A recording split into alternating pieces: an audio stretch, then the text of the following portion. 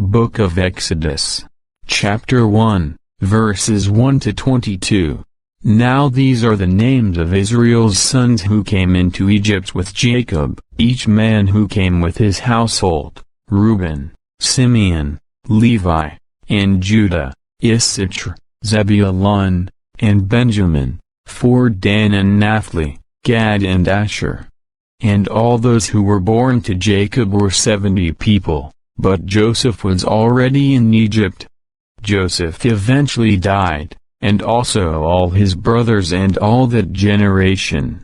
And the Israelites became fruitful and began to increase greatly, and they kept on multiplying and growing mightier at an extraordinary rate, so that the land became filled with them. In time there arose over Egypt a new king, one who did not know Joseph. So he said to his people, "Look, the people of Israel are more numerous and mightier than we are. Let us deal shrewdly with them. Otherwise, they will continue to multiply, and if a war breaks out, they will join our enemies and fight against us and leave the country." So they appointed chiefs of forced labor over them to oppress them with hard labor, and they built storage cities for Pharaoh, namely, Pithom and Ramses. But the more they would oppress them, the more they would multiply and the more they kept spreading out, so they felt sick with fear because of the Israelites.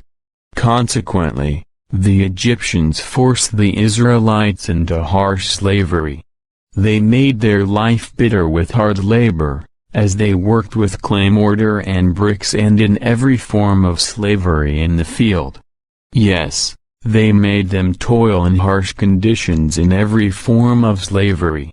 Later the king of Egypt spoke to the Hebrew midwives whose names were Shiphrah and Puah, and he told them, "When you help the Hebrew women to give birth and you see them on the stool for childbirth, you must put the child to death if it is a son, but if it is a daughter, she must live." However, the midwives feared the true God, and they did not do what the king of Egypt told them. Instead, they would keep the male children alive. In time the king of Egypt called the midwives and said to them, "Why have you kept the male children alive?" The midwives said to Pharaoh, "The Hebrew women are not like the Egyptian women. They are lively and have already given birth before the midwife can come into them." So God dealt well with the midwives, and the people kept increasing and becoming very mighty. And because the midwives had feared the true God, he later gave them families. Finally Pharaoh commanded all his people, "You are to throw every newborn son of the Hebrews into the Nile River, but you are to keep every daughter alive." Chapter 2, verses 1 to 25. About that time, a certain man of the house of Levi married a daughter of Levi. And the woman became pregnant and gave birth to a son. When she saw how beautiful he was, she kept him concealed for 3 months. When she was no longer able to conceal him, she took a papyrus basket and coated it with bitumen and pitch and put the child in it and placed it among the reeds by the bank of the Nile River. But his sister stood at a distance to see what would happen to him. When Pharaoh's daughter came down to bathe in the Nile, her female attendants were walking by the side of the Nile. And she caught sight of the basket in the middle of the reeds. She immediately sent her slave girl to get it. When she opened it, she saw the child, and the boy was crying. She felt compassion for him, but she said, "This is one of the children of the Hebrews." Then his sister said to Pharaoh's daughter, "Shall I go and call a nursing woman from the Hebrews to nurse the child for you?" Pharaoh's daughter said to her, "Go." At once the girl went and called the child's mother. Pharaoh's daughter then said to her, "Take this child with you and nurse him for me, and I will pay you." So the woman took the child and nursed him. When the child grew older, she brought him to Pharaoh's daughter, and he became a son to her. She named him Moses and said, "It is because I have drawn him out of the water." Now in those days, after Moses had become an adult, he went out to his brothers to look at the burdens they were bearing, and he caught sight of an Egyptian beating a Hebrew, one of his brothers. So he looked this way and that, and seeing no one, he killed the Egyptian and hid him in the sand. But he went out on the following day, and there were 2 Hebrew men fighting with each other. So he said to the one in the wrong, "Why do you strike your companion?" At this he said, "Who appointed you as a prince and a judge over us? Are you planning to kill me just as you killed the Egyptian?" Moses now was afraid and said, "Surely the matter has become known." Then Pharaoh heard about it, and he attempted to kill Moses, but Moses ran away from Pharaoh and went to dwell in the land of Midian, and he sat down by a well. Now the priest of Midian had 7 daughters, and these came to draw water and to fill the troughs to water their father's flock. But as usual, the shepherds came and drove them away. At this Moses got up and helped the women and watered their flock. When they came home to their father Reuel, he exclaimed, "How is it that you have come home so quickly today?"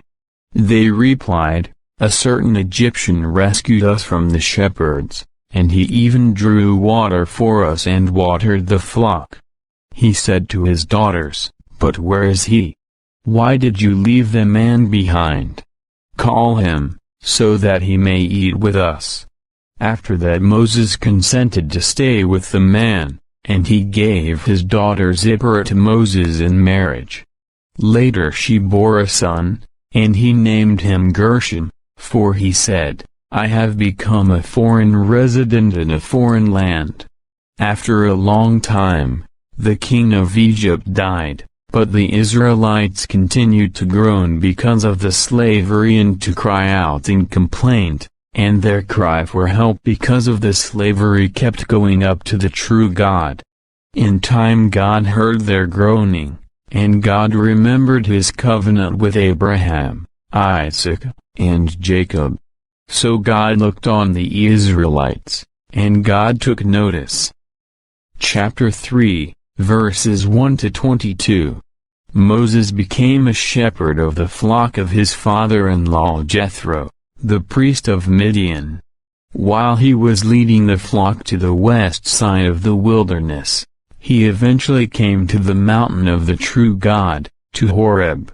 Then Jehovah's angel appeared to him in a flame of fire in the midst of a thorn bush. As he kept looking, he saw that the thorn bush was on fire, and yet the thorn bush was not consumed. So Moses said, "I will go over to inspect this unusual sight to see why the thorn bush does not burn up." When Jehovah saw that he went over to look, God called to him out of the thorn bush and said, "Moses, Moses." To which he said, "Here I am." Then he said, "Do not come any nearer. Remove your sandals from your feet, because the place where you are standing is holy ground." He went on to say, "I am the God of your father, the God of Abraham, the God of Isaac, and the God of Jacob." Then Moses hid his face, because he was afraid to look at the true God. Jehovah added, "I have certainly seen the affliction of my people who are in Egypt, and I have heard their outcry because of those who force them to work. I well know the pains they suffer. I will go down to rescue them out of the hand of the Egyptians and to bring them up out of that land to a land good and spacious, a land flowing with milk and honey, the territory of the Canaanites, the Hittites, the Amorites, the Perizzites, the Hivites, and the Jebusites. Now look. The outcry of the people of Israel has reached me, and I have seen also the harsh way that the Egyptians are oppressing them. Now come, I will send you to Pharaoh, and you will bring my people the Israelites out of Egypt." However, Moses said to the true God, "Who am I that I should go to Pharaoh and bring the Israelites out of Egypt?" To this he said, "I will prove to be with you, and this is the sign for you that it was I who sent you. After you have brought the people out of Egypt, you people will serve the true God on this mountain." But Moses said to the true God, "Suppose I go to the Israelites and say to them, 'The God of your forefathers has sent me to you,' and they say to me, 'What is his name?' What should I say to them?" So God said to Moses, "I will become what I choose to become." And he added, "This is what you are to say to the Israelites, 'I will become has sent me to you.'" Then God said once more to Moses, "This is what you are to say to the Israelites, 'Jehovah the God of your forefathers, the God of Abraham, the God of Isaac, and the God of Jacob, has sent me to you. This is my name forever, and this is how I am to be remembered from generation to generation. Now go, and gather the elders of Israel and say to them, Jehovah the God of your forefathers has appeared to me, the God of Abraham, Isaac, and Jacob, and he said, I have certainly taken notice of you and of what is being done to you in Egypt. So I say, I will take you away from affliction at the hands of the Egyptians to the land of the Canaanites, the Hittites, the Amorites, the Perizzites, the Hivites, and the Jebusites, to a land flowing with milk and honey. They will certainly listen to your voice, and you will go, you and the elders of Israel, to the king of Egypt, and you men should say to him, Jehovah the God of the Hebrews has communicated with us. So, please, let us make a 3-day journey into the wilderness so that we may sacrifice to Jehovah our God. But I myself well know that the king of Egypt will not give you permission to go unless a mighty hand compels him. So I will have to stretch out my hand and strike Egypt with all my extraordinary acts that I will do in it, and after that he will send you out. And I will give this people favor in the eyes of the Egyptians, and when you go, you will by no means go empty-handed. Each woman must ask her neighbor and the woman lodging in her house for articles of silver and of gold as well as clothing, and you will put them on your sons and your daughters, and you will plunder the Egyptians. Chapter 4, verses 1 to 31. However, Moses answered, But suppose they do not believe me and do not listen to my voice, for they will say, Jehovah did not appear to you. Then Jehovah said to him, What is that in your hand? He answered, A rod. He said, Throw it on the ground. So he threw it on the ground, and it became a serpent, and Moses fled from it. Jehovah now said to Moses, Reach out your hand and seize it by the tail. So he reached out and seized it, and it became a rod in his hand. God then said, This is so that they may believe that Jehovah the God of their forefathers, the God of Abraham, the God of Isaac, and the God of Jacob, has appeared to you. Jehovah said to him once more, Put your hand, please, into the upper fold of your garment. So he put his hand into the fold of his garment. When he drew it out, why, his hand was stricken with leprosy like snow. Then he said, Return your hand into the upper fold of your garment. So he returned his hand into his garment. When he drew it out of the garment, it was restored like the rest of his flesh. He said, If they will not believe you or pay attention to the first sign, then they will certainly heed the next sign. Still, Even if they will not believe these two signs and refuse to listen to your voice, you will take some water from the Nile River and pour it out on the dry land, and the water that you take from the Nile will become blood on the dry land." Moses now said to Jehovah, "Pardon me, Jehovah, but I have never been a fluent speaker, neither in the past nor since you have spoken to your servant, for I am slow of speech and slow of tongue." Jehovah said to him, "Who made a mouth for a man, or who makes them speechless, deaf, clear-sighted, or blind? Is it not I, Jehovah? So go now, and I will be with you as you speak, and I will teach you what you should say." But he said, "Pardon me, Jehovah, please send anyone whom you want to send." Then Jehovah's anger blazed against Moses, and he said, "What about your brother Aaron the Levite? I know that he can speak very well, and he is now on his way here to meet you. When he sees you, his heart will rejoice. So you must speak to him and put the words in his mouth, and I will be with you and him as you speak, and I will teach you men what to do. He will speak for you to the people, and he will be your spokesman, and you will serve as God to him. And you will take this rod in your hand and perform the signs with it." So Moses went back to Jethro his father-in-law and said to him, "I want to go, please, and return to my brothers who are in Egypt to see whether they are still alive." Jethro said to Moses, "Go in peace." After that Jehovah said to Moses in Midian, "Go, return to Egypt, because all the men who were seeking to kill you are dead."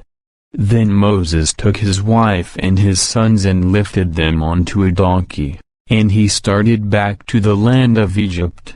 Moreover, Moses took the rod of the true God in his hand.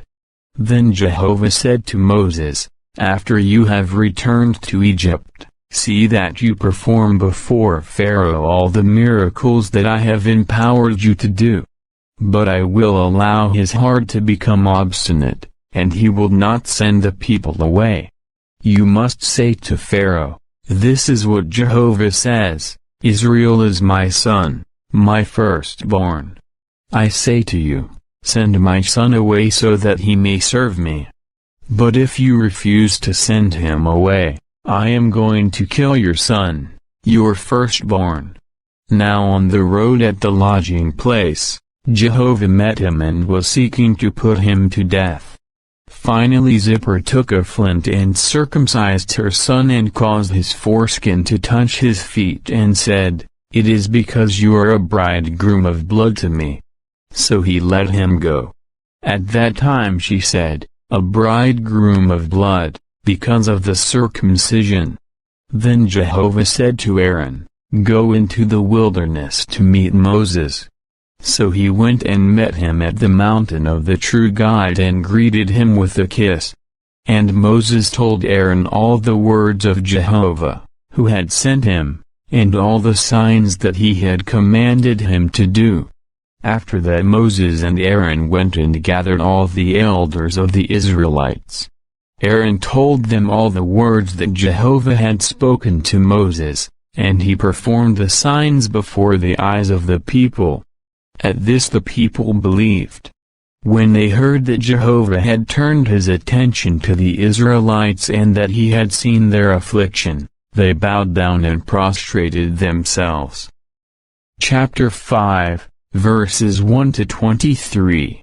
Afterward, Moses and Aaron went in and said to Pharaoh, "This is what Jehovah the God of Israel says, send my people away so that they may celebrate a festival to me in the wilderness." But Pharaoh said, "Who is Jehovah, that I should obey his voice to send Israel away? I do not know Jehovah at all, and what is more, I will not send Israel away." But they said, "The God of the Hebrews has communicated with us. Please, We want to make a 3-day journey into the wilderness and sacrifice to Jehovah our God, otherwise, he will strike us with disease or with the sword." The king of Egypt replied to them, "Why is it, Moses and Aaron, that you are taking the people away from their work? Return to your labor." And Pharaoh continued, "Look at how many people of the land there are, and you would have them rest from their labor." That same day, Pharaoh commanded the taskmasters and their foremen, "You must no longer give straw to the people to make bricks. Let them go and gather straw for themselves. But you must still impose on them the same quota of bricks as they made in the past. Do not reduce it for them, for they are relaxing. That is why they are crying out, 'We want to go, we want to sacrifice to our God.' Make them work harder, and keep them busy so that they will not pay attention to lies." So the taskmasters and their foremen went out and said to the people, "Here is what Pharaoh has said, I am giving you no more straw. Go and get your own straw for yourselves wherever you can find it, but your work will not be reduced at all." Then the people scattered throughout all the land of Egypt to gather stubble for straw. And the taskmasters kept urging them, "You must each finish your work every day, just as when straw was provided." Also the foremen of the Israelites, whom Pharaoh's taskmasters had appointed over them, were beaten. They asked them, "Why did you not reach the quota of bricks that you used to make? It happened both yesterday and today." So the foreman of the Israelites went in and complained to Pharaoh, "Why are you treating your servants this way? No straw is given to your servants, yet they are saying to us, 'Make bricks.' Your servants are beaten, but your own people are at fault." But he said, "You are relaxing, you are relaxing. That is why you are saying, 'We want to go, we want to sacrifice to Jehovah.' So now go, get back to work. No straw will be given to you, but you must still produce your quota of bricks." Then the foremen of the Israelites saw that they were in serious trouble because of the order, "You must not reduce your daily quota of bricks at all." After that they met up with Moses and Aaron, who were standing there to meet them as they came out from Pharaoh. At once they said to them, "May Jehovah look upon you and judge, since you have made Pharaoh and his servants despise us and you have put a sword in their hand to kill us." Then Moses turned to Jehovah and said, "Jehovah, why have you afflicted this people? Why have you sent me? From the time that I went in before Pharaoh to speak in your name, he has dealt worse with this people, and you have certainly not rescued your people." Chapter 6, verses 1 to 30. So Jehovah said to Moses, "Now you will see what I will do to Pharaoh. A mighty hand will force him to send them away, and a mighty hand will force him to drive them out of his land." Then God said to Moses, "I am Jehovah. And I used to appear to Abraham, Isaac, and Jacob as God Almighty, but with regard to my name Jehovah I did not make myself known to them. I also established my covenant with them to give them the land of Canaan, the land in which they lived as foreigners. Now I myself have heard the groaning of the people of Israel, whom the Egyptians are enslaving, and I remember my covenant. Therefore, say to the Israelites, I am Jehovah, and I will bring you out from under the burdens of the Egyptians and rescue you from their slavery, and I will reclaim you with an outstretched arm and with great judgments. And I will take you in as my people, and I will be your God. And you will certainly know that I am Jehovah your God who is bringing you out from under the burdens of Egypt. and I will bring you into the land that I swore with an oath to give to Abraham, Isaac, and Jacob, and I will give it to you as something to possess. I am Jehovah." Moses later gave this message to the Israelites, but they did not listen to Moses because of their discouragement and because of the harsh slavery. Then Jehovah spoke to Moses, saying, "Go in and tell Pharaoh, Egypt's king, that he should send the Israelites away out of his land." However, Moses replied to Jehovah, "Look, the Israelites have not listened to me. How will Pharaoh ever listen to me, as I speak with difficulty?" But Jehovah again told Moses and Aaron what commands to give to the Israelites and to Pharaoh, Egypt's king, in order to bring the Israelites out of the land of Egypt. These are the heads of the house of their fathers. The sons of Reuben, Israel's firstborn, were Hanok, Palu, Hezron, and Carmi. These are the families of Reuben. The sons of Simeon were Jemuel, Jamin, Ohad, Jachin, Zohar, and Shaul, the son of a Canaanite woman. These are the families of Simeon. These are the names of the sons of Levi, according to their family descents: Gershon, Kohath, and Merari. The length of Levi's life was 137 years. The sons of Gershon were Libni and Shimei, according to their families. The sons of Kohath were Amram, Zr, Hebron, and Uzziel. The length of Kohath's life was 133 years. The sons of Merari were Mali and Mushi.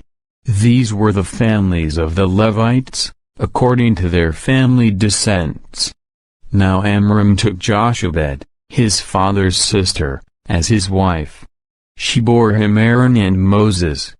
The length of Amram's life was 137 years. The sons of Zar were Korah, Nepheg, and Zikri.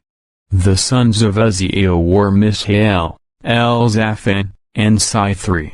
Now Aaron took Elisheba, Amminadab's daughter, the sister of Nahshon, as his wife. She bore him Nadab, Abihu, Eleazar, and Thamar. The sons of Korah were Asur, Elkanah, and Abiasaph. These were the families of the Korahites. Eleazar, Aaron's son, took one of the daughters of Putiel as his wife. She bore him Phinehas. These are the heads of the paternal houses of the Levites, according to their families. This is the Aaron and Moses to whom Jehovah said, "Bring the people of Israel out of the land of Egypt, company by company." It was they who spoke to Pharaoh, Egypt's king, to bring the people of Israel out of Egypt. It was this Moses and Aaron. On that day when Jehovah spoke to Moses in the land of Egypt, Jehovah told Moses, "I am Jehovah. Speak to Pharaoh, king of Egypt, everything I am speaking to you."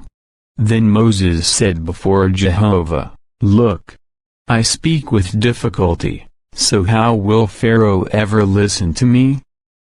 Chapter 7, verses 1 to 25. Jehovah then said to Moses, "See, I have made you like God to Pharaoh, and Aaron your own brother will become your prophet. You are to repeat everything that I will command you, and Aaron your brother will speak to Pharaoh, and he will send the Israelites away from his land. As for me, I will allow Pharaoh's heart to become obstinate, and I will multiply my signs and my miracles in the land of Egypt. But Pharaoh will not listen to you, and I will lay my hand upon Egypt and bring my multitudes, my people, the Israelites, out of the land of Egypt with great judgments.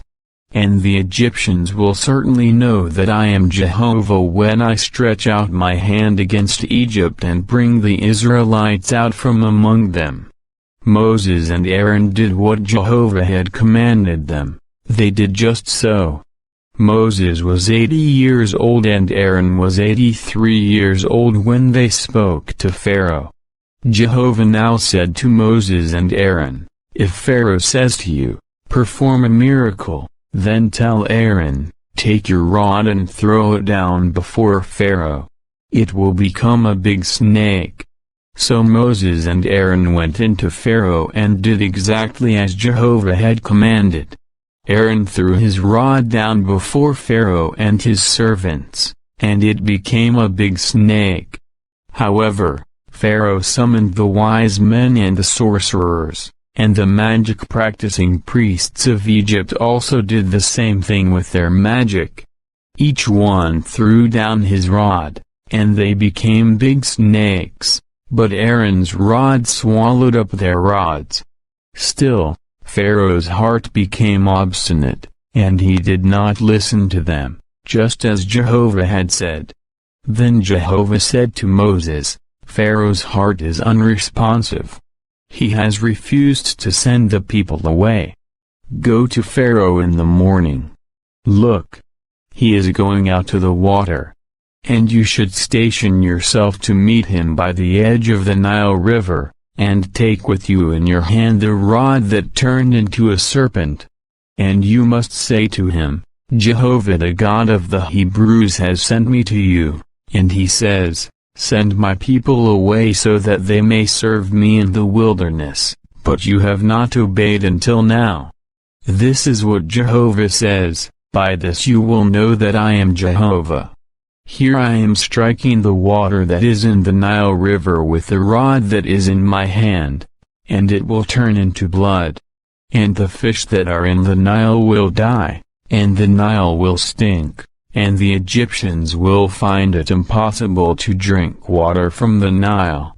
Then Jehovah said to Moses, "Say to Aaron, take your rod and stretch out your hand over the waters of Egypt, over its rivers, over its canals, over its marshes, and over all its reservoirs, that they may become blood. There will be blood in all the land of Egypt, even in the wooden and stone containers." Immediately Moses and Aaron did just as Jehovah had commanded. He lifted up the rod and struck the water that was in the Nile River before the eyes of Pharaoh and his servants, and all the water that was in the river was turned into blood. And the fish that were in the river died, and the river began to stink, and the Egyptians were unable to drink water from the Nile, and there was blood throughout the land of Egypt. Nevertheless, the magic-practicing priests of Egypt did the same thing with their secret arts, so that Pharaoh's heart continued to be obstinate, and he did not listen to them, just as Jehovah had said. Then Pharaoh returned to his house, and he did not take this to heart either. So all the Egyptians were digging all around the Nile for water to drink, because they could not drink any water of the Nile. And 7 full days passed after Jehovah struck the Nile. Chapter 8, verses 1 to 32. Then Jehovah said to Moses, "Go into Pharaoh and say to him, 'This is what Jehovah says, Send my people away so that they may serve me. If you keep refusing to send them away, I will plague all your territory with frogs. And the Nile River will swarm with frogs, and they will come up and enter into your house, into your bedroom, on your bed, into the houses of your servants and on your people, into your ovens, and into your kneading troughs. On you, on your people, and on all your servants, the frogs will come up." Jehovah later said to Moses, "Say to Aaron, stretch out your hand with your rod over the rivers, the Nile canals, and the marshes, and make the frogs come up over the land of Egypt."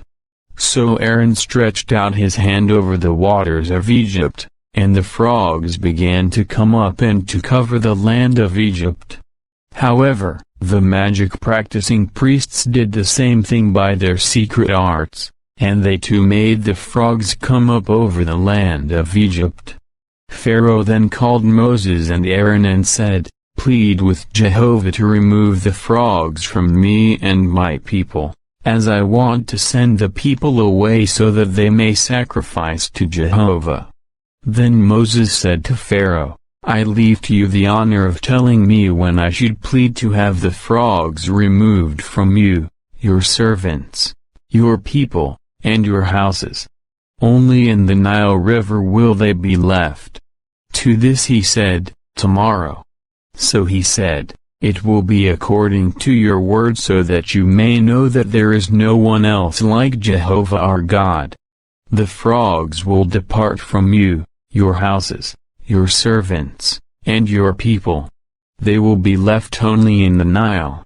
So Moses and Aaron went out from Pharaoh, and Moses pleaded with Jehovah about the frogs that he had brought upon Pharaoh.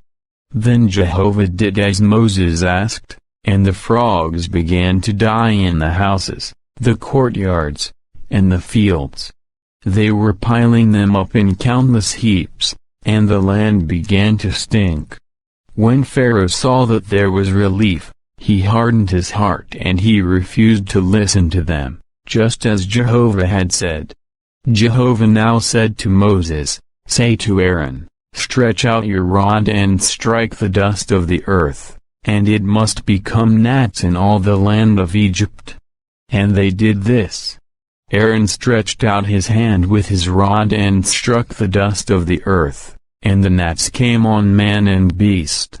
All the dust of the earth became gnats in all the land of Egypt. The magic-practicing priests tried to do the same and produce gnats by their secret arts, but they could not. And the gnats came on man and beast. So the magic-practicing priests said to Pharaoh, "It is the finger of God." But Pharaoh's heart continued to be obstinate, and he did not listen to them, just as Jehovah had said. Then Jehovah said to Moses, "Get up early in the morning and station yourself in front of Pharaoh. Look! He is coming out to the water. And you must say to him, 'This is what Jehovah has said, send my people away so that they may serve me. But if you do not send my people away, I will send on you, your servants, and your people and into your houses the gadfly, and the houses of Egypt will be full of gadflies, and they will even cover the ground they stand on.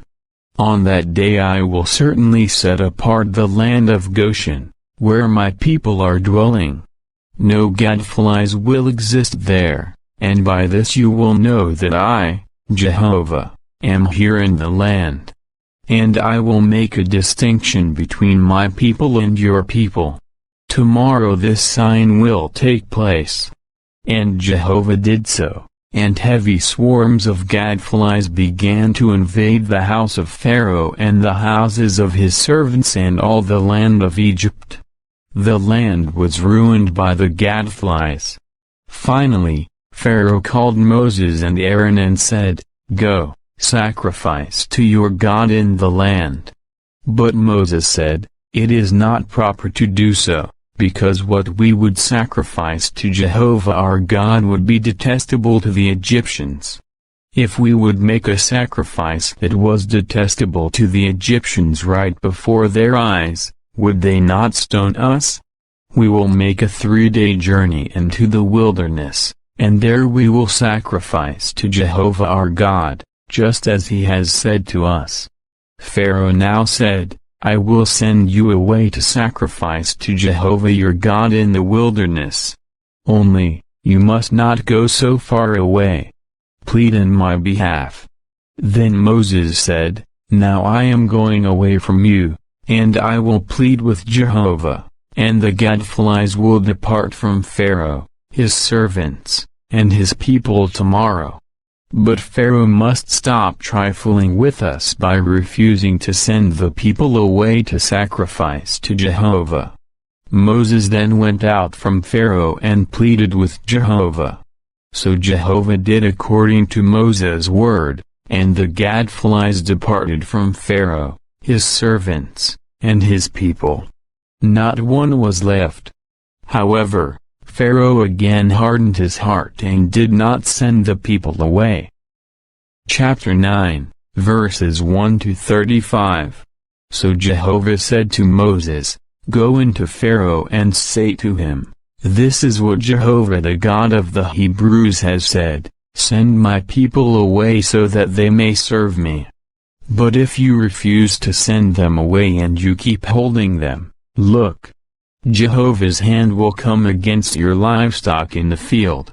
On the horses, the donkeys, the camels, the herd, and the flock, there will be a devastating plague.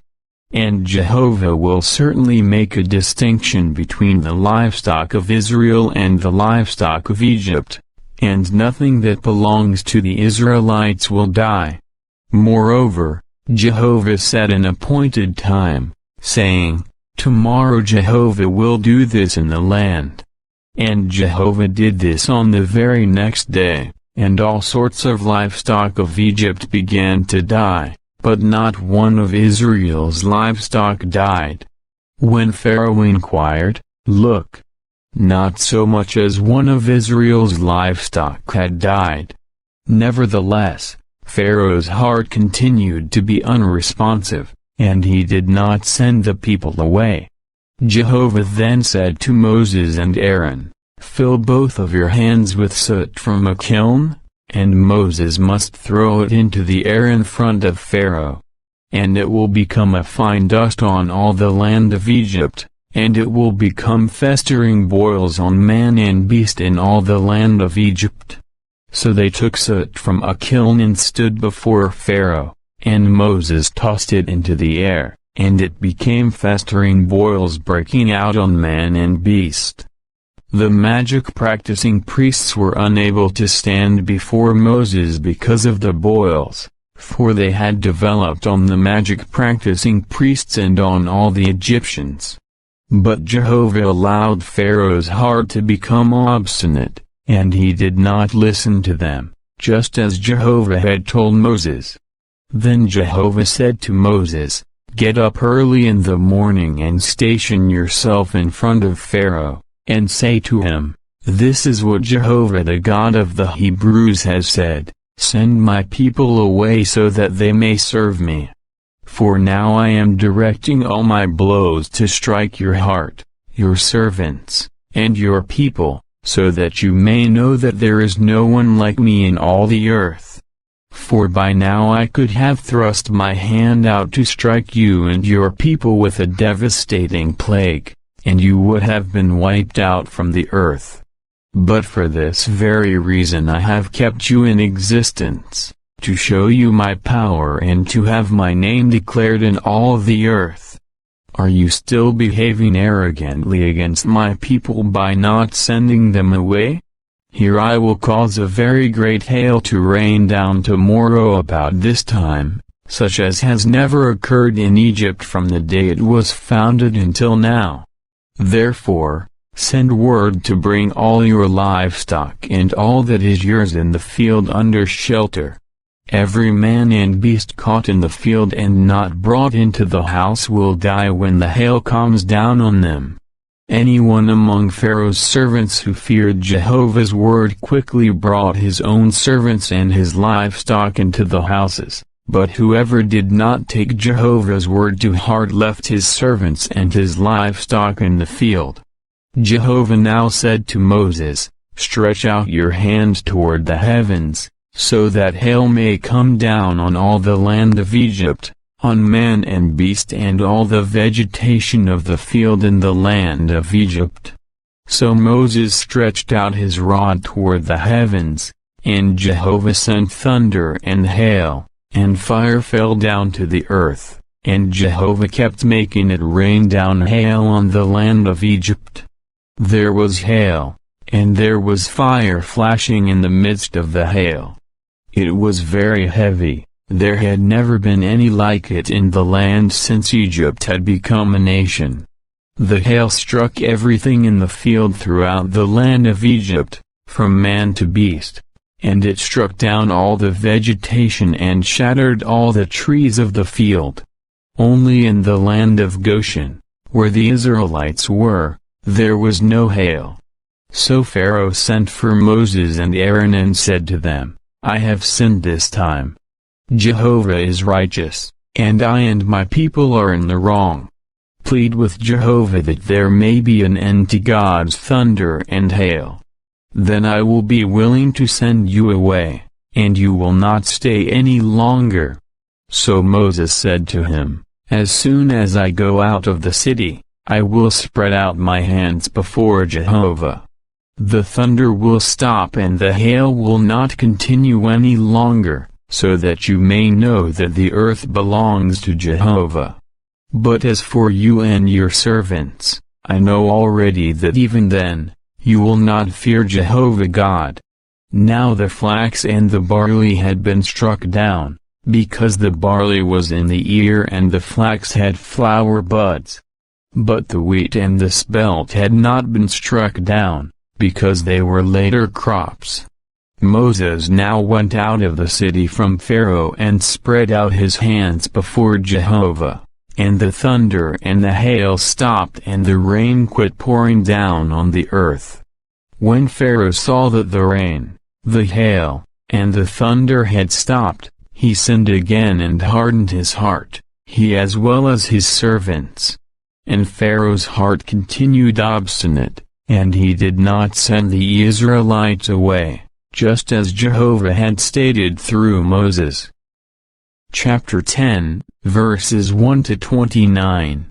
Then Jehovah said to Moses, Go into Pharaoh, for I have allowed his heart and the hearts of his servants to become unresponsive, so that I may display these signs of mine right before him, and in order that you may declare to your sons and your grandsons how severely I have dealt with Egypt and what signs I have performed among them, and you will certainly know that I am Jehovah. So Moses and Aaron went into Pharaoh and said to him, This is what Jehovah the God of the Hebrews has said, How long will you refuse to submit to me? Send my people away so that they may serve me. For if you keep refusing to send my people away, here I am bringing locusts within your boundaries tomorrow. And they will cover the surface of the earth, and it will not be possible to see the ground.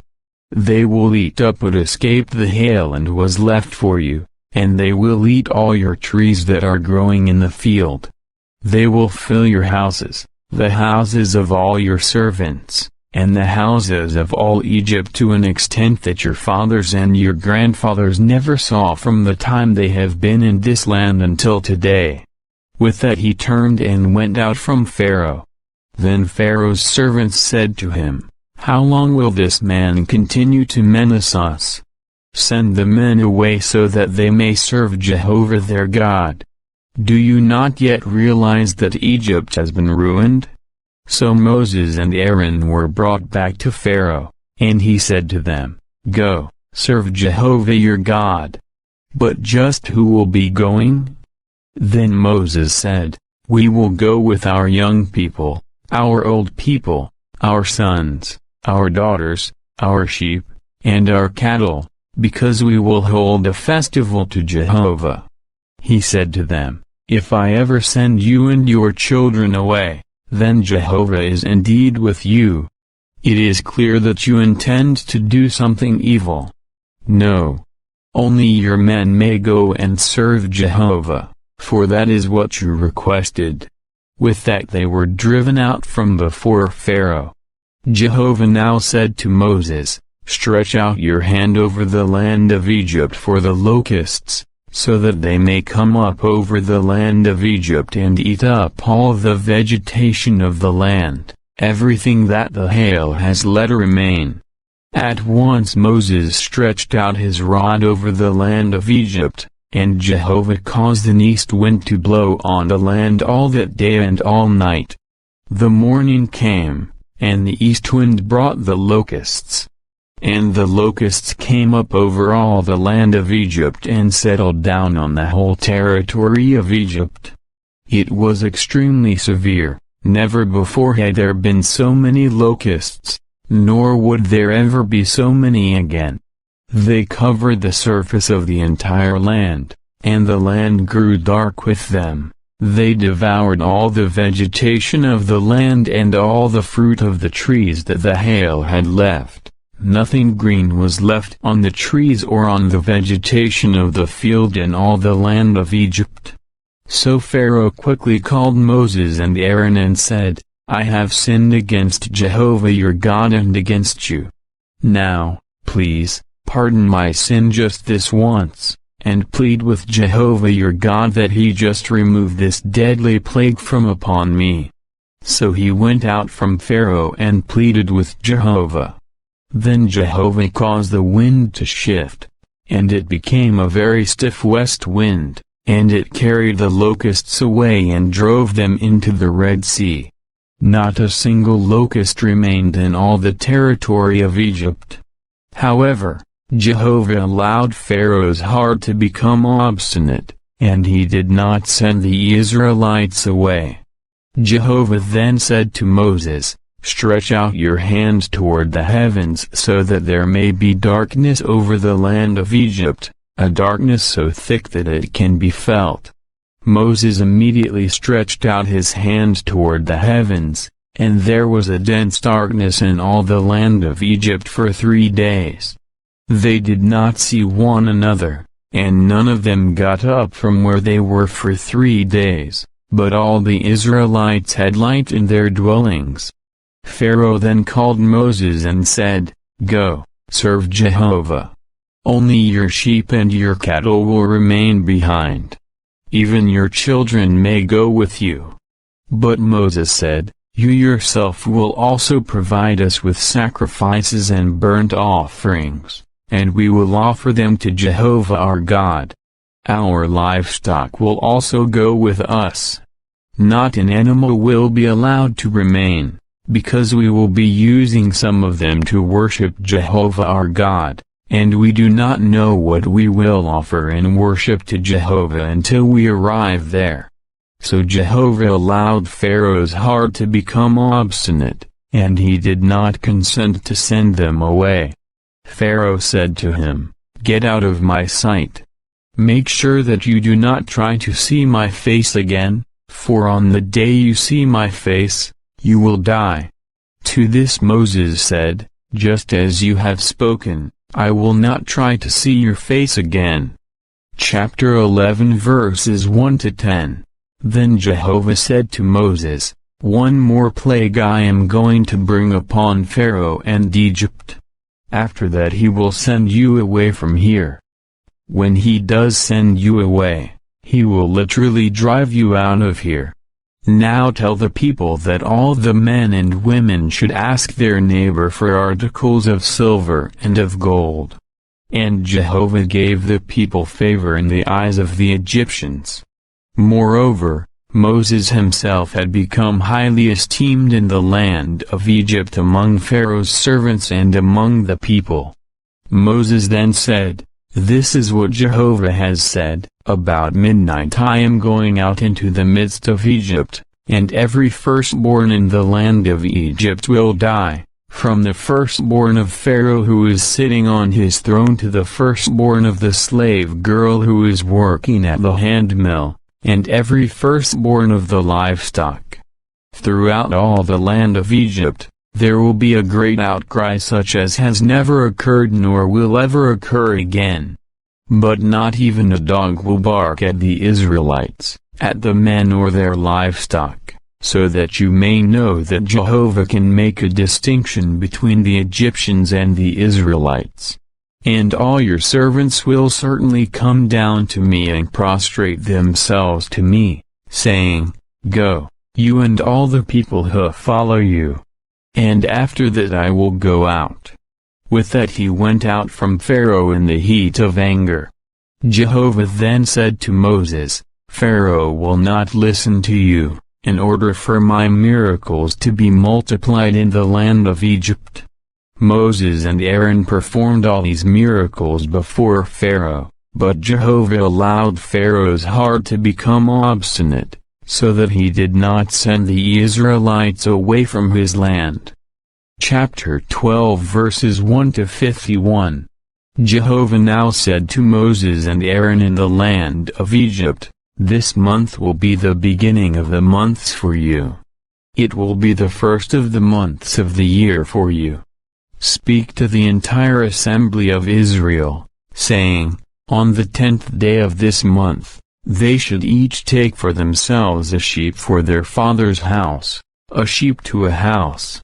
But if the household is too small for the sheep, they and their nearest neighbor should share it between themselves and their house according to the number of people.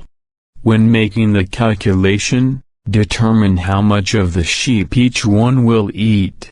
Your sheep should be a sound, 1-year-old male. You may choose from the young rams or from the goats. You must care for it until the 14th day of this month, and the whole congregation of the assembly of Israel must slaughter it at twilight. They must take some of the blood and splash it on the 2 doorposts and the upper part of the doorway of the houses in which they eat it. They must eat the meat on this night. They should roast it over the fire and eat it along with unleavened bread and bitter greens. Do not eat any of it raw or boiled, cooked in water, but roast it over the fire, its head together with its shanks and its inner parts. You must not save any of it until morning, but any of it left over until morning you should burn with fire. And this is how you should eat it, with your belt fastened, sandals on your feet, and your staff in your hand, and you should eat it in a hurry. It is Jehovah's Passover. For I will pass through the land of Egypt on this night and strike every firstborn in the land of Egypt, from man to beast, and I will execute judgment on all the gods of Egypt. I am Jehovah. The blood will serve as your sign on the houses where you are, and I will see the blood and pass over you, and the plague will not come on you to destroy you when I strike the land of Egypt. This day will serve as a memorial for you, and you must celebrate it as a festival to Jehovah throughout your generations. As a lasting statute, you should celebrate it. 7 days you are to eat unleavened bread. Yes, on the first day you are to remove the sourdough from your houses, because anyone eating what is leavened from the first day down to the 7th, that person must be cut off from Israel. On the first day you will hold a holy convention, and on the 7th day, another holy convention. No work is to be done on these days. Only what every person needs to eat, that alone may be prepared for you.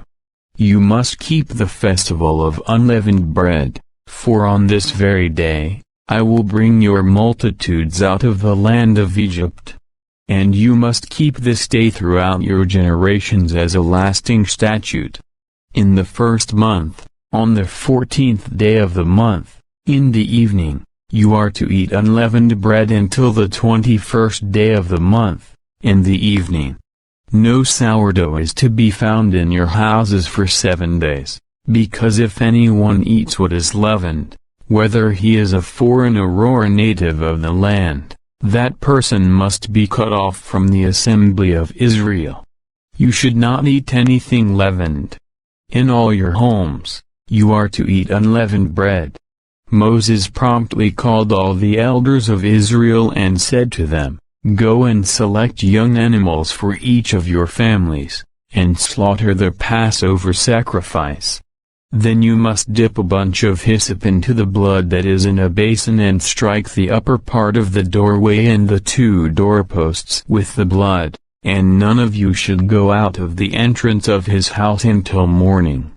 Then when Jehovah passes through to plague the Egyptians and sees the blood on the upper part of the doorway and on the 2 doorposts, Jehovah will certainly pass over the entrance, and he will not allow the plague of death to enter into your houses.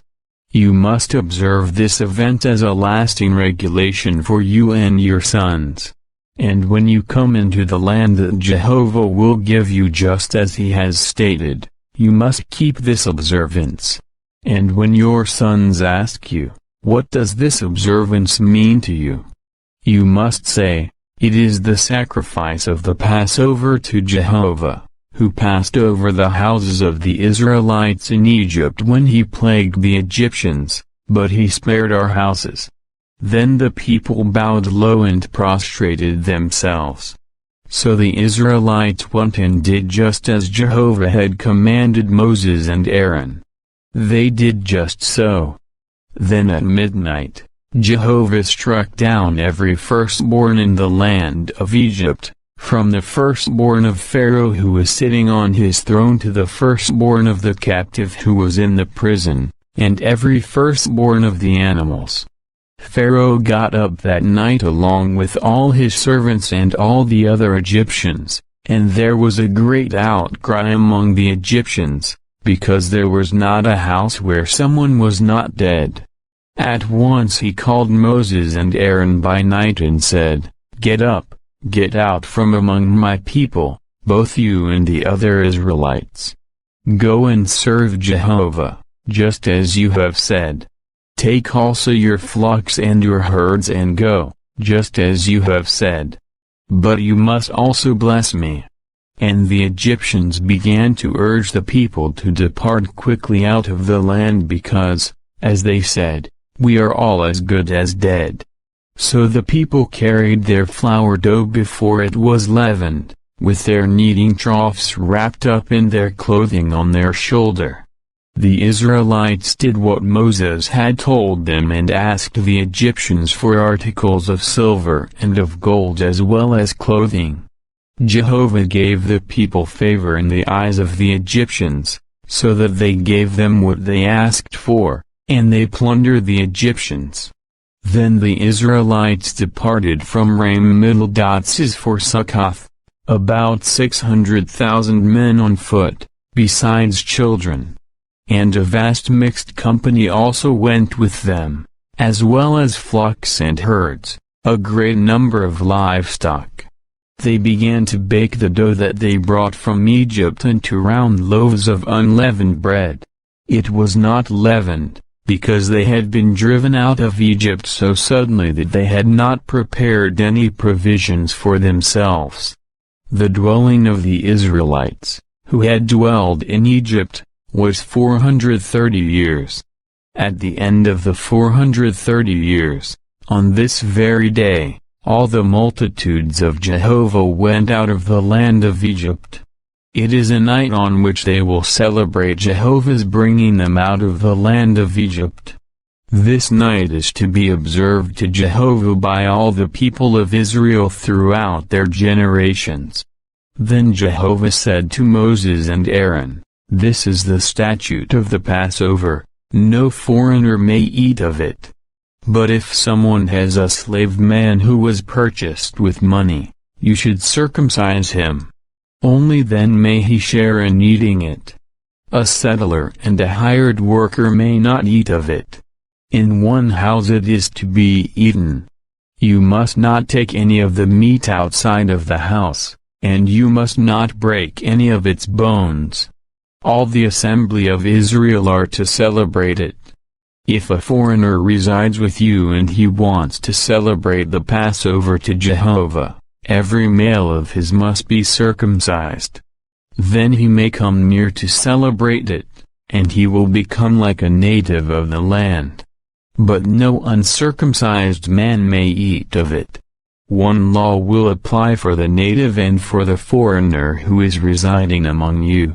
So all the Israelites did just as Jehovah had commanded Moses and Aaron. They did just so. On this very day, Jehovah brought the Israelites along with their multitudes out of the land of Egypt. Chapter 13 verses 1 to 22. Jehovah spoke further to Moses, saying, "Sanctify to me every firstborn male among the Israelites. The first male to be born, of both human and animal, belongs to me." Then Moses said to the people, "Remember this day on which you went out of Egypt, from the house of slavery, because with a mighty hand Jehovah brought you out of here. So nothing leavened may be eaten. For you are going out on this day, in the month of Abib, when Jehovah has brought you into the land of the Canaanites, the Hittites, the Amorites, the Hivites, and the Jebusites, which he swore to your forefathers to give you, a land flowing with milk and honey. Then you must keep this observance in this month. 7 days you are to eat unleavened bread, and on the 7th day, there will be a festival to Jehovah. Unleavened bread is to be eaten for the 7 days, and nothing leavened is to be found with you, and no sourdough is to be found with you within all your territory. And you must tell your son on that day, it is because of what Jehovah did for me when I came out of Egypt. And this will serve for you as a sign on your hand and as a memorial on your forehead, so that Jehovah's law may be in your mouth, for with a mighty hand Jehovah brought you out of Egypt. You must keep this statute at its appointed time from year to year. When Jehovah brings you into the land of the Canaan-Middleites, which he has sworn to you and to your forefathers to give to you, you must devote to Jehovah every firstborn male, as well as every male firstling of the livestock that you acquire. The males belong to Jehovah. Every firstling donkey you are to redeem with a sheep, and if you do not redeem it, then you must break its neck. And every firstborn male of your sons you are to redeem. In case your son should ask you later on, what does this mean? Then you should say to him, with a mighty hand Jehovah brought us out of Egypt, from the house of slavery. When Pharaoh stubbornly refused to send us away, Jehovah killed every firstborn in the land of Egypt, from the firstborn of man to the firstborn of beast. That is why I am sacrificing to Jehovah all the firstborn males, and I redeem every firstborn of my sons. This must serve as a sign on your hand and as a headband on your forehead, for with a mighty hand Jehovah brought us out of Egypt. Now when Pharaoh sent the people away, God did not lead them by the way of the land of the Philistines, although it was near. For God said, the people may change their minds when they are confronted by war and will return to Egypt. So God made the people go around by the way of the wilderness of the Red Sea. But it was in battle formation that the Israelites went up out of the land of Egypt. Moses also took Joseph's bones with him, because Joseph had made the sons of Israel solemnly swear, God will not fail to turn his attention to you, and you must take my bones up out of here with you. They departed from Succoth and encamped at Etham, at the edge of the wilderness. Now Jehovah was going ahead of them by day in a pillar of cloud to lead them along the way, and by night in a pillar of fire to give them light, so that they could travel by day and by night. The pillar of cloud would not move away from before the people during the day, nor the pillar of fire at night. Chapter 14 verses 1 to 31. Jehovah now said to Moses, Tell the Israelites that they should turn back and encamp before Pi-hahiroth, between Migdol the sea, within view of Baal-zephon. You are to encamp facing it by the sea. Then Pharaoh will say about the Israelites, They are wandering in confusion in the land. The wilderness has closed in on them. I will allow Pharaoh's heart to become obstinate, and he will chase after them, and I will glorify myself by means of Pharaoh and all his army, and the Egyptians will certainly know that I am Jehovah. So that is what they did. Later it was reported to the king of Egypt that the people had run away. Immediately, Pharaoh and his servants had a change of heart regarding the people, and they said, Why did we do this and release Israel from serving as slaves for us? 6 So he made his war chariots ready, and he took his people with him. He took 600 chosen chariots and all the other chariots of Egypt, with warriors on every one of them. Thus Jehovah allowed the heart of Pharaoh king of Egypt to become obstinate, and he chased after the Israelites, while the Israelites were going out with confidence. The Egyptians chased after them, and all the chariot horses of Pharaoh and his cavalrymen and his army were catching up with them while they were camping by the sea, by Pi-hahiroth, facing Baal-zephon. When Pharaoh got closer, the Israelites raised their eyes and saw the Egyptians pursuing them. The Israelites became terrified and began to cry out to Jehovah. They said to Moses, "Is it because there are no burial places in Egypt that you have brought us here to die in the wilderness? What have you done to us by leading us out of Egypt? Is this not the very thing we told you in Egypt when we said, 'Let us alone, so that we may serve the Egyptians'? For it is better for us to serve the Egyptians than to die in the wilderness." Then Moses said to the people, "Do not be afraid. Stand firm and see the salvation of Jehovah that he will perform for you today. For the Egyptians whom you see today, you will never ever see again. Jehovah himself will fight for you, and you will keep silent." Jehovah now said to Moses, "Why do you keep crying out to me? Tell the Israelites that they should break camp. As for you, lift up your rod and stretch out your hand over the sea and divide it, so that the Israelites may go through the midst of the sea on dry ground. As for me, I am allowing the hearts of the Egyptians to become obstinate, so that they will go in after them. Thus I will glorify myself by means of Pharaoh and all his army, his war chariots, and his cavalrymen. And the Egyptians will certainly know that I am Jehovah when I glorify myself by means of Pharaoh, his war chariots, and his cavalrymen." Then the angel of the true God who was going ahead of the camp of Israel departed and went to their rear, and the pillar of cloud that was in front of them moved to the rear and stood behind them. So it came between the camp of the Egyptians and the camp of Israel.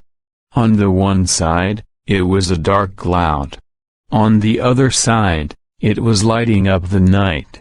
So the one camp did not come near the other camp all night long.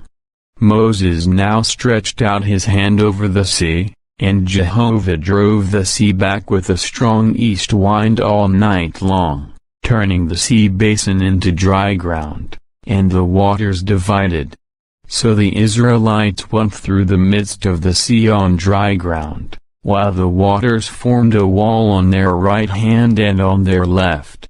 The Egyptians pursued them, and all Pharaoh's horses, his war chariots, and his cavalrymen began going after them into the midst of the sea. During the morning watch, Jehovah looked at the camp of the Egyptians from within the pillar of fire and cloud, and he threw the camp of the Egyptians into confusion.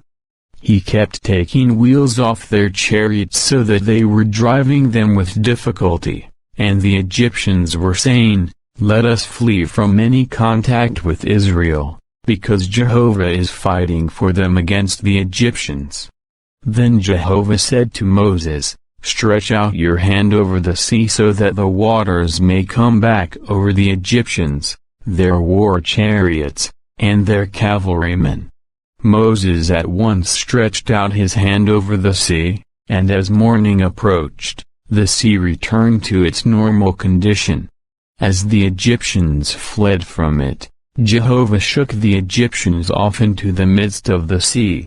The returning waters covered the war chariots and the cavalrymen and all of Pharaoh's army who had gone into the sea after them. Not so much as one among them was allowed to survive. But the Israelites walked on dry ground in the midst of the seabed, and the waters formed a wall on their right hand and on their left. Thus Jehovah saved Israel on that day from the hand of the Egyptians, and Israel saw the Egyptians dead on the seashore. Israel also saw the great power that Jehovah wielded against the Egyptians, and the people began to fear Jehovah and to put faith in Jehovah and in his servant Moses. Chapter 15 verses 1 to 27. At that time Moses and the Israelites sang this song to Jehovah, "Let me sing to Jehovah, for he has become highly exalted. The horse and its rider he has hurled into the sea. My strength and my might is Jah, since he has become my salvation. This is my God, and I will praise him, my father's God, and I will exalt him. Jehovah is a powerful warrior. Jehovah is his name. Pharaoh's chariots and his army he has cast into the sea, and his finest warriors have sunk into the Red Sea. The surging waters covered them, down into the depths they sank like a stone. Your right hand, O Jehovah, is great in power. Your right hand, O Jehovah, can shatter an enemy. In your great majesty you can throw down those who rise up against you. You send out your burning anger, it eats them up like stubble. By a breath from your nostrils waters massed together, they stood still, holding back the floods. The surging waters congealed in the heart of the sea. The enemy said, I will pursue. I will overtake. I will divide spoil until I am satisfied. I will draw my sword. My hand will subdue them. You blew with your breath, the sea covered them, they sank like lead in majestic waters. Who among the gods is like you, O Jehovah? Who is like you, showing yourself mighty in holiness? The one to be feared with songs of praise, the one doing wonders. You stretched out your right hand, and the earth swallowed them up. In your loyal love you have led the people whom you have redeemed. In your strength you will guide them to your holy place of dwelling. Peoples must hear, they will shudder, anguish will seize the inhabitants of Philistia. At that time the sheiks of Edom will be terrified, and trembling will take hold of the mighty rulers of Moab. All the inhabitants of Canaan will be disheartened. Fear and dread will fall upon them. Because of the greatness of your arm they will be as motionless as a stone until your people pass by, O Jehovah, until the people whom you produced pass by. You will bring them and plant them in the mountain of your inheritance, the established place that you have prepared for yourself to inhabit, O Jehovah, a sanctuary, O Jehovah, that your hands have established. Jehovah will rule as king forever and ever. When Pharaoh's horses with his war chariots and his cavalrymen went into the sea, then Jehovah brought back the waters of the sea upon them, but the people of Israel walked on dry ground through the midst of the sea. Then Miriam the prophetess, Aaron's sister, took a tambourine in her hand, and all the women followed her with tambourines and with dances. Miriam sang in response to the men, Sing to Jehovah, for he has become highly exalted. The horse and its rider he has hurled into the sea. Moses later led Israel away from the Red Sea, and they went out to the wilderness of Shur and marched on for 3 days in the wilderness, but they did not find water. They came to Marah, but they were not able to drink the water from Marah because it was bitter. That is why he named it Marah. So the people began to murmur against Moses, saying, What are we to drink? He cried out to Jehovah, and Jehovah directed him to a tree. When he threw it into the water became sweet. There he established for them a regulation and a case for judgment, and there he put them to the test. He said, If you will strictly listen to the voice of Jehovah your God and will do what is right in his eyes and will pay attention to his commandments and keep all his regulations, I will not bring upon you any of the diseases that I brought upon the Egyptians, for I, Jehovah, am healing you." After that they came to Elim, where there were 12 springs of water and 70 palm trees. So they camped there by the water. Chapter 16 verses 1 to 36. After they departed from Elim, the entire assembly of the Israelites eventually came to the wilderness of Sin, which is between Elam and Sinai, on the 15th day of the 2nd month after their departure from the land of Egypt.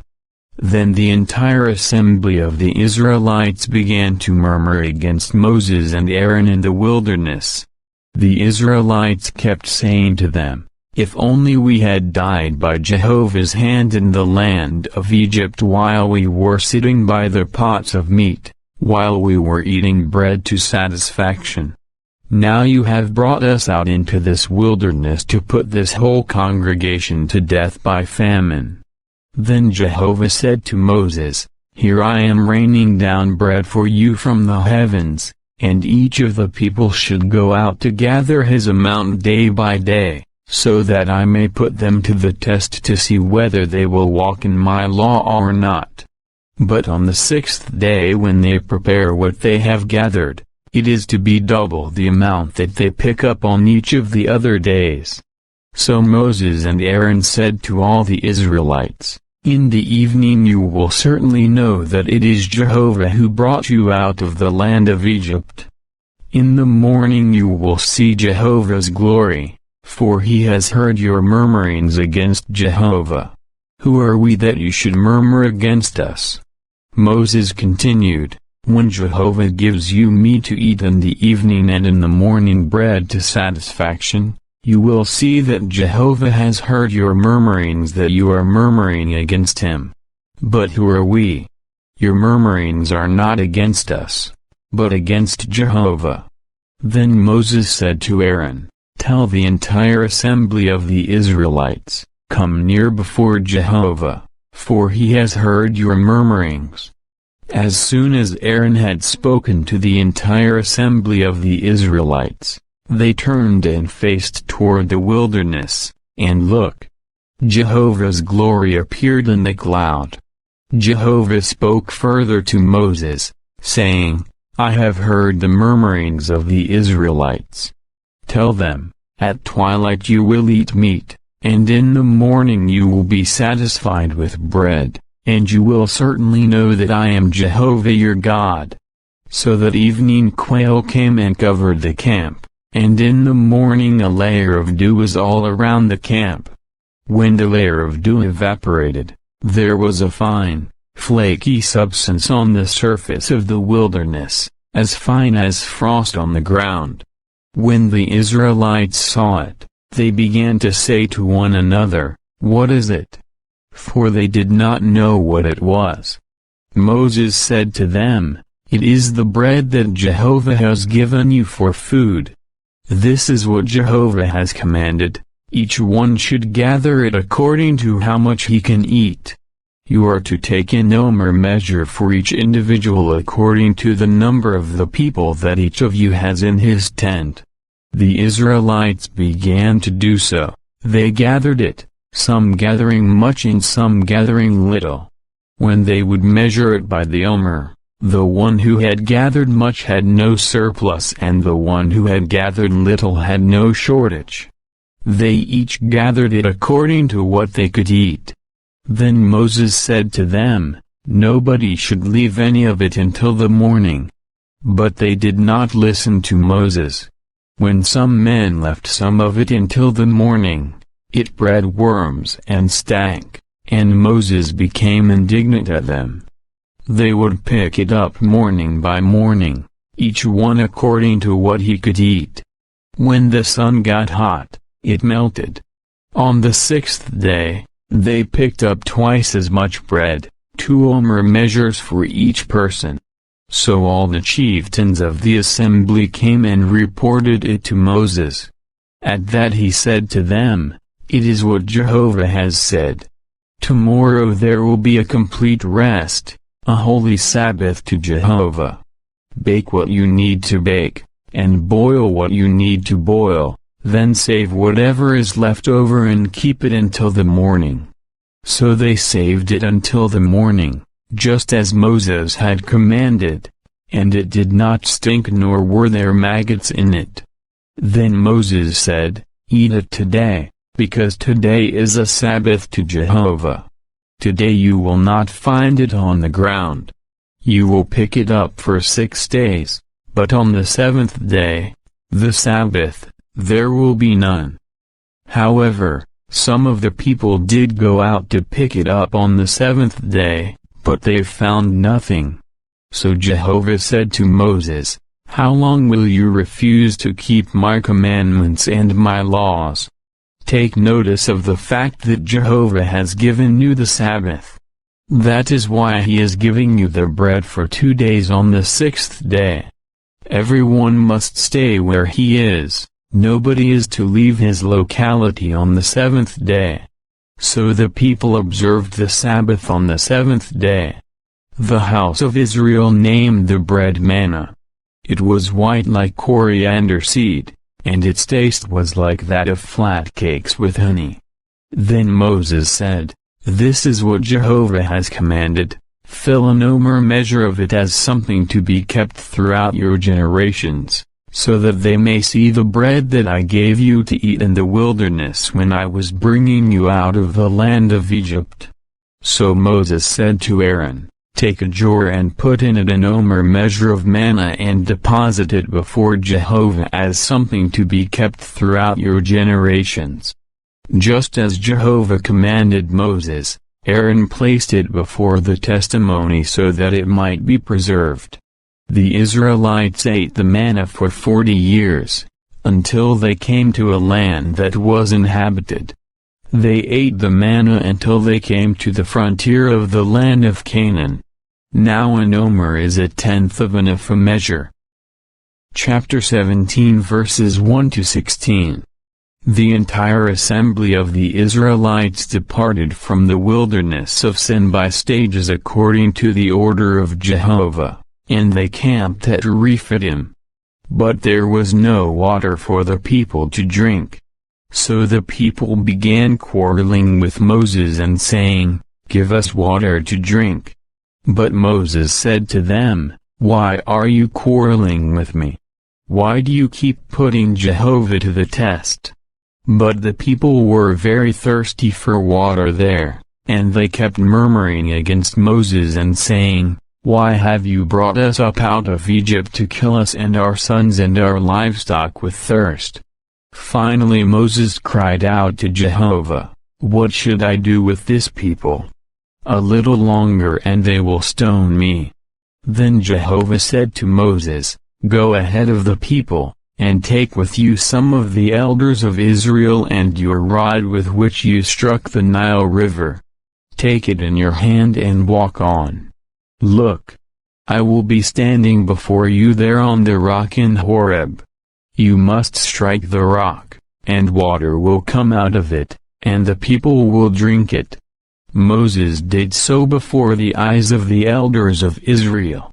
So he named the place Massa and Meribah because of the quarreling of the Israelites and because they put Jehovah to the test by saying, "Is Jehovah in our midst or not?"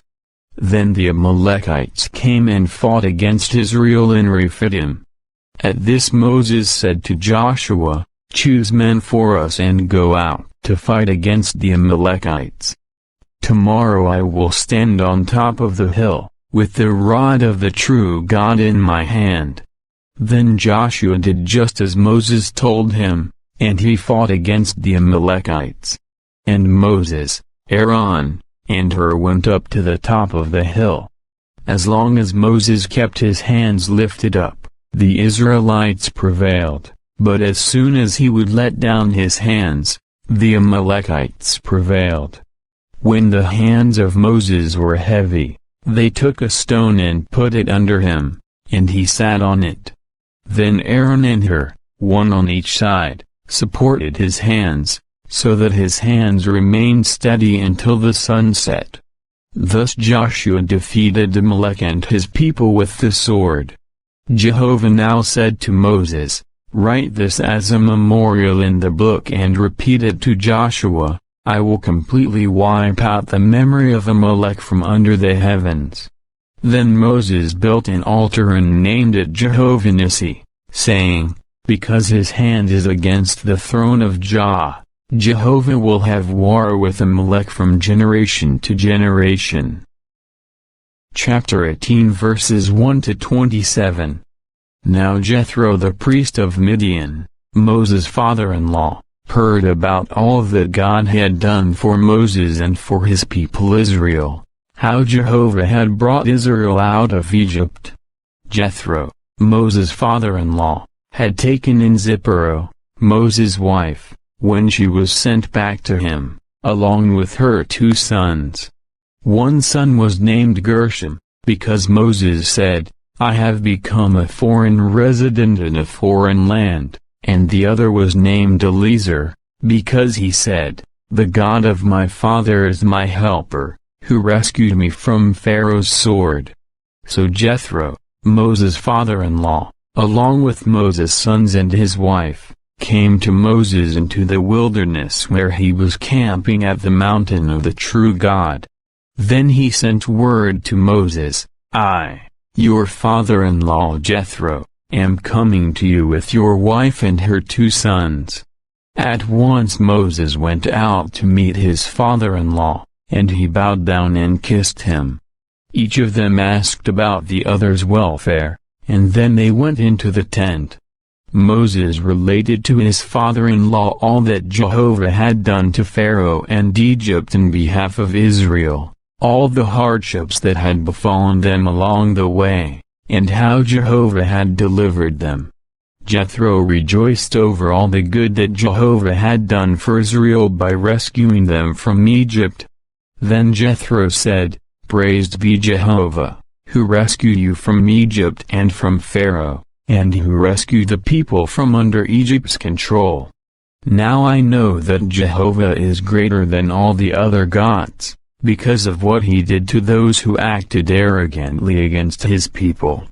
Then Jethro, Moses' father-in-law, brought a burnt offering and sacrifices for God, and Aaron and all the elders of Israel came to eat a meal with Moses' father-in-law before the true God. On the next day, Moses sat down as usual to serve as judge for the people, and the people kept standing before Moses from morning until evening. When Moses' father-in-law saw all that he was doing for the people, he said, "What is this that you are doing for the people? Why do you sit here alone with all the people standing before you from morning until evening?" Moses said to his father-in-law, "Because the people keep coming to me to inquire of God. When a case arises, it comes to me and I must judge between one person and the other, and I make known the decisions of the true God and his laws." Moses' father-in-law said to him, "What you are doing is not good. You will surely wear out, both you and this people who are with you, because this is too big a load for you and you cannot carry it by yourself. Now listen to me. I will give you advice, and God will be with you.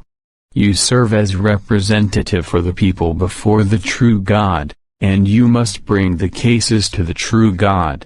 You should warn them about what the regulations and the laws are and make known to them the way in which they should walk and the work that they should do.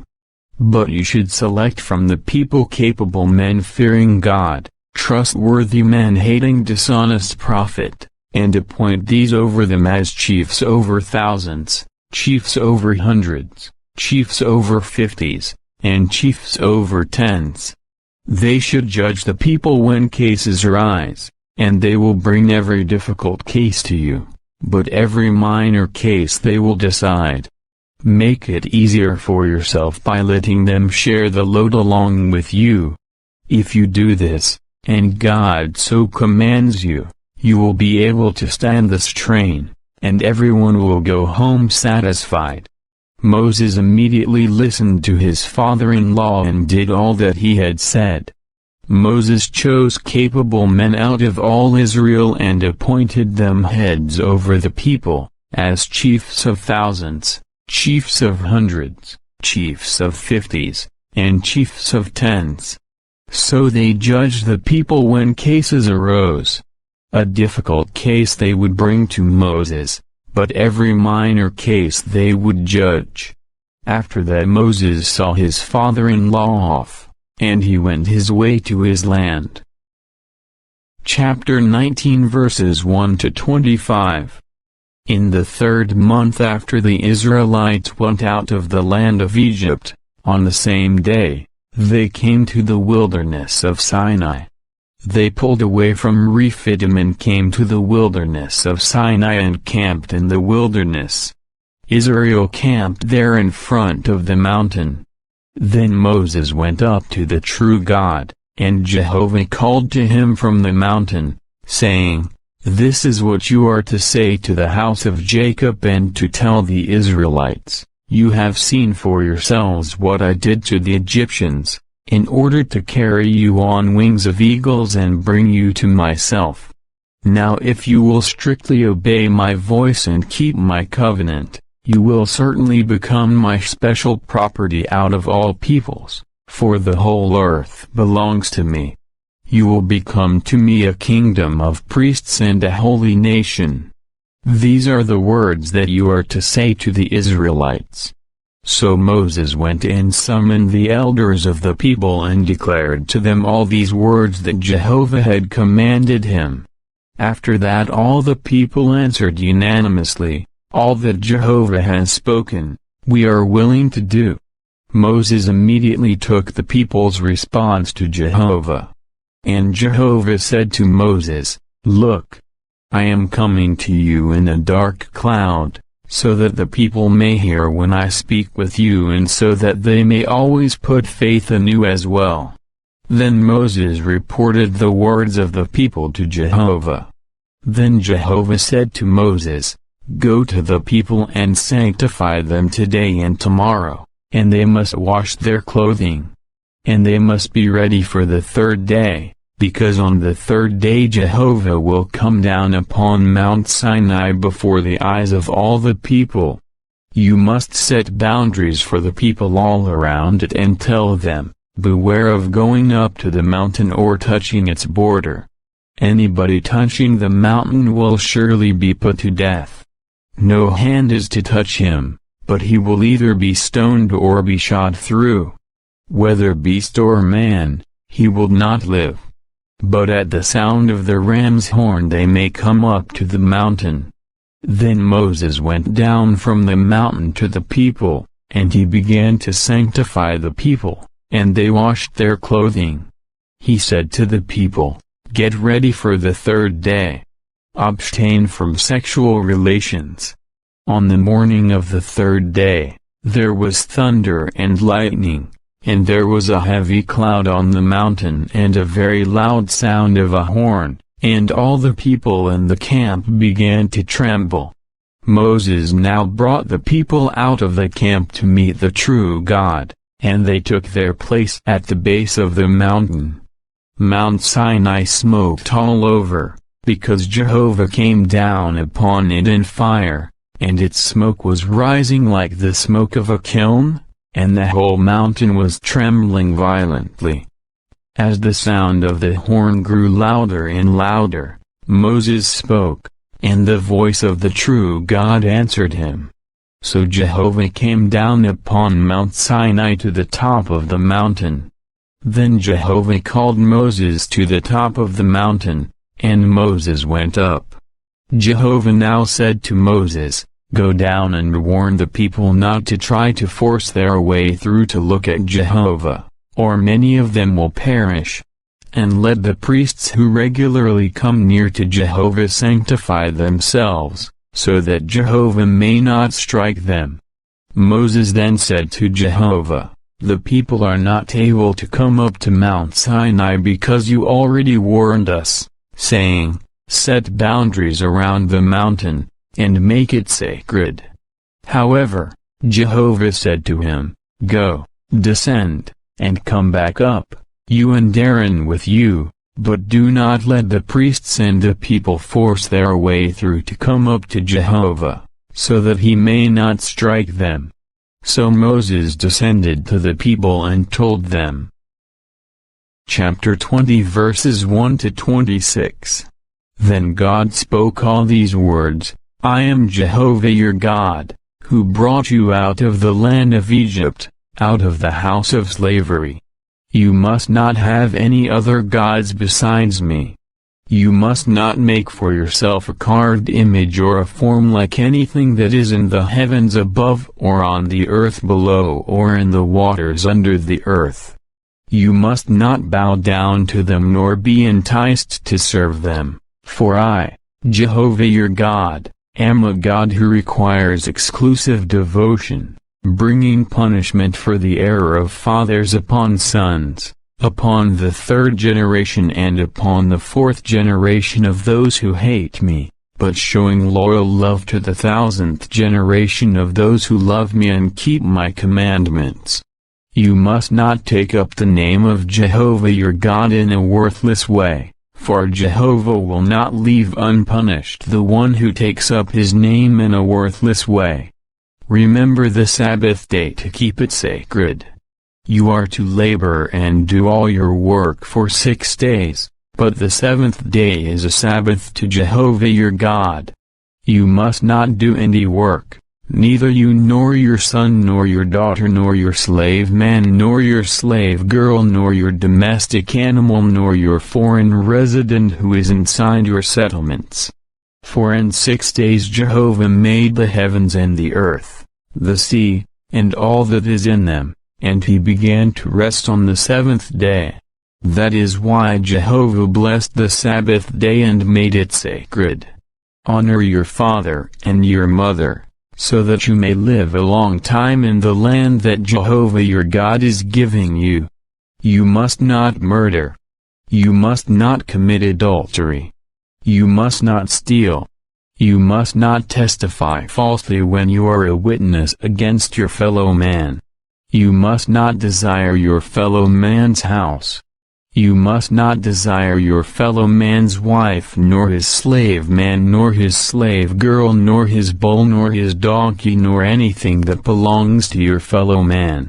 Now all the people were witnessing the thunder and lightning, the sound of the horn, and the mountain smoking, and seeing this made them tremble and stand at a distance. So they said to Moses, You speak with us, and we will listen, but do not let God speak with us, for fear that we will die. So Moses said to the people, Do not be afraid, for the true God has come to put you to the test, in order that the fear of him may continue with you so that you may not sin. So the people kept standing at a distance, but Moses went near to the dark cloud where the true God was. Then Jehovah said to Moses, This is what you are to say to the Israelites, You have seen for yourselves that I spoke with you from heaven. You must not make gods of silver alongside me, and you must not make gods of gold for yourselves. An altar of earth you are to make for me, and you will sacrifice on it your burnt offerings, your communion sacrifices, your flock, and your herd. In every place where I cause my name to be remembered I will come to you and I will bless you. If you make an altar of stones for me, you must not build it using stones cut with tools. For if you use your chisel on it, you will profane it. And you must not go up by steps to my altar, that your private parts may not be exposed upon it. Chapter 21 verses 1 to 36. These are the judicial decisions that you are to convey to them. If you buy a Hebrew slave, he will serve as a slave for 6 years, but in the 7th year, he will be set free without paying anything. If he came by himself, he will go out by himself. If he is the husband of a wife, then his wife must go out with him. If his master gives him a wife and she bears him sons or daughters, the wife and her children will become her master's, and he will go out by himself.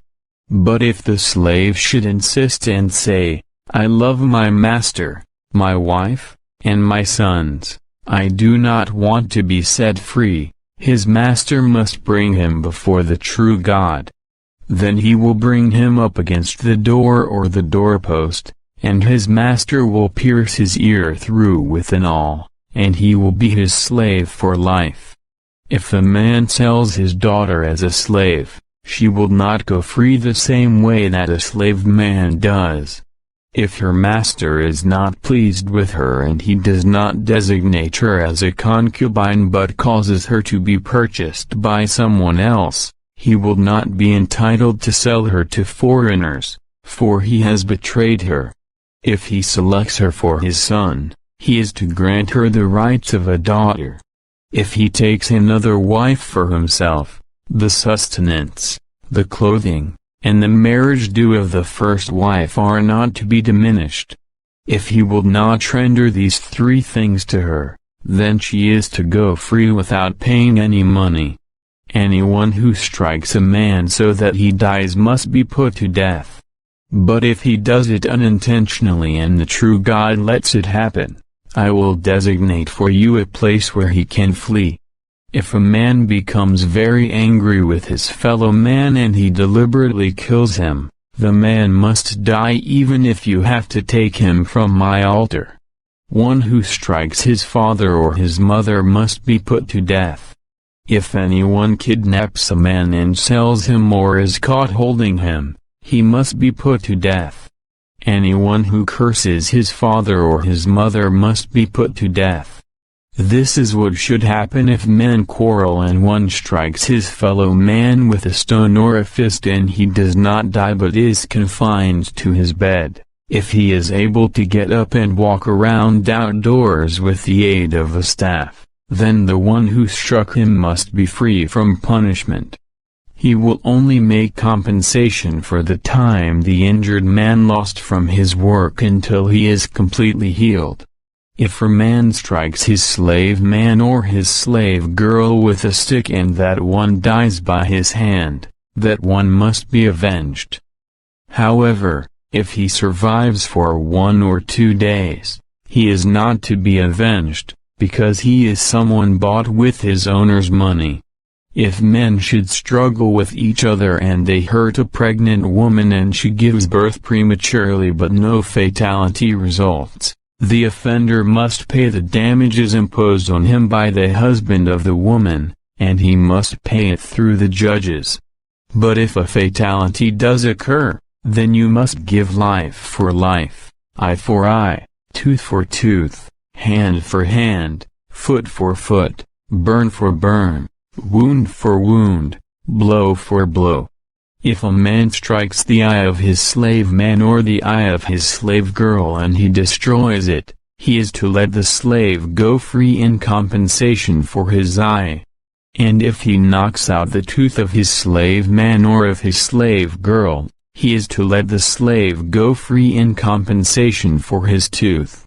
If a bull gores a man or a woman and that one dies, the bull must be stoned to death and its meat is not to be eaten, but the owner of the bull is free from punishment. But if a bull was in the habit of goring and its owner had been warned but he would not keep it under guard and it killed a man or a woman, the bull is to be stoned and its owner is also to be put to death. If a ransom is imposed on him, he must give as the redemption price for his life all that may be imposed on him. Whether it gored a son or a daughter, it is to be done to the bull's owner according to this judicial decision. If the bull gored a slave man or a slave girl, he will give the price of 30 shekels to that one's master, and the bull will be stoned to death. If a man uncovers or digs a pit and does not cover it and a bull or a donkey falls into it, the owner of the pit is to make compensation. He is to pay the price to its owner, and the dead animal will become his. If a man's bull hurts another's bull and it dies, then they must sell the live bull and divide the price paid for it. They should also divide the dead animal. Or if it was known that a bull had been in the habit of goring but its owner would not keep it under guard, he must make compensation with bull for bull, and the dead one will become his own. Chapter 22 verses 1 to 31. If a man steals a bull or a sheep and he slaughters or sells it, he is to compensate with 5 bulls for the bull and 4 sheep for the sheep.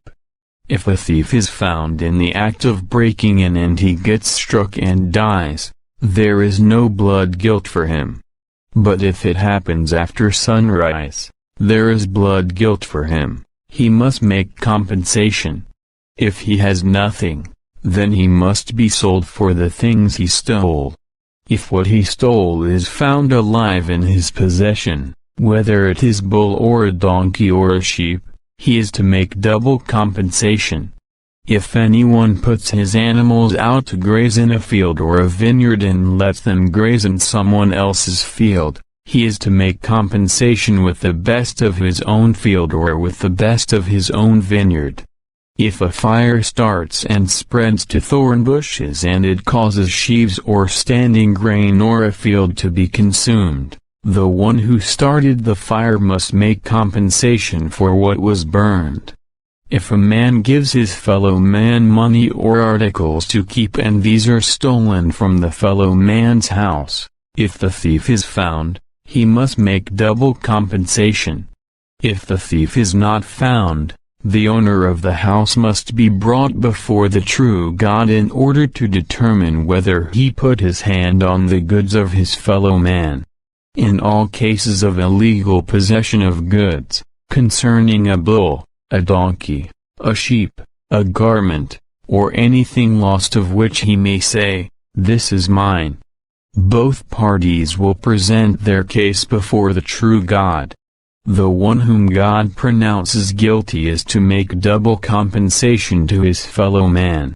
If a man gives his fellow man a donkey or a bull or a sheep or any domestic animal to keep and it dies or gets maimed or gets led away while nobody is looking, there should be an oath made between them before Jehovah, that he did not lay his hand on the goods of his fellow man, and the owner must accept it.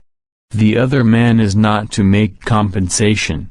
But if the animal has been stolen from him, he is to make compensation to its owner. If it was torn by a wild animal, he is to bring it as evidence. He is not to make compensation for something torn by a wild animal.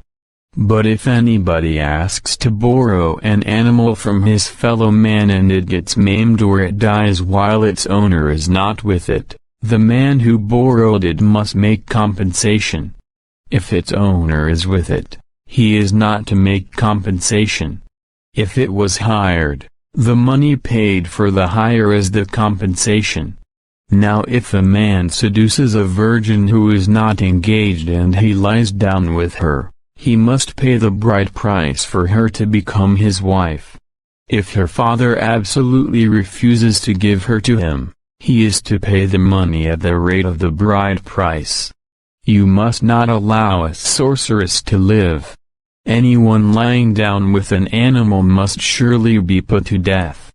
Whoever sacrifices to any gods but Jehovah alone is to be devoted to destruction.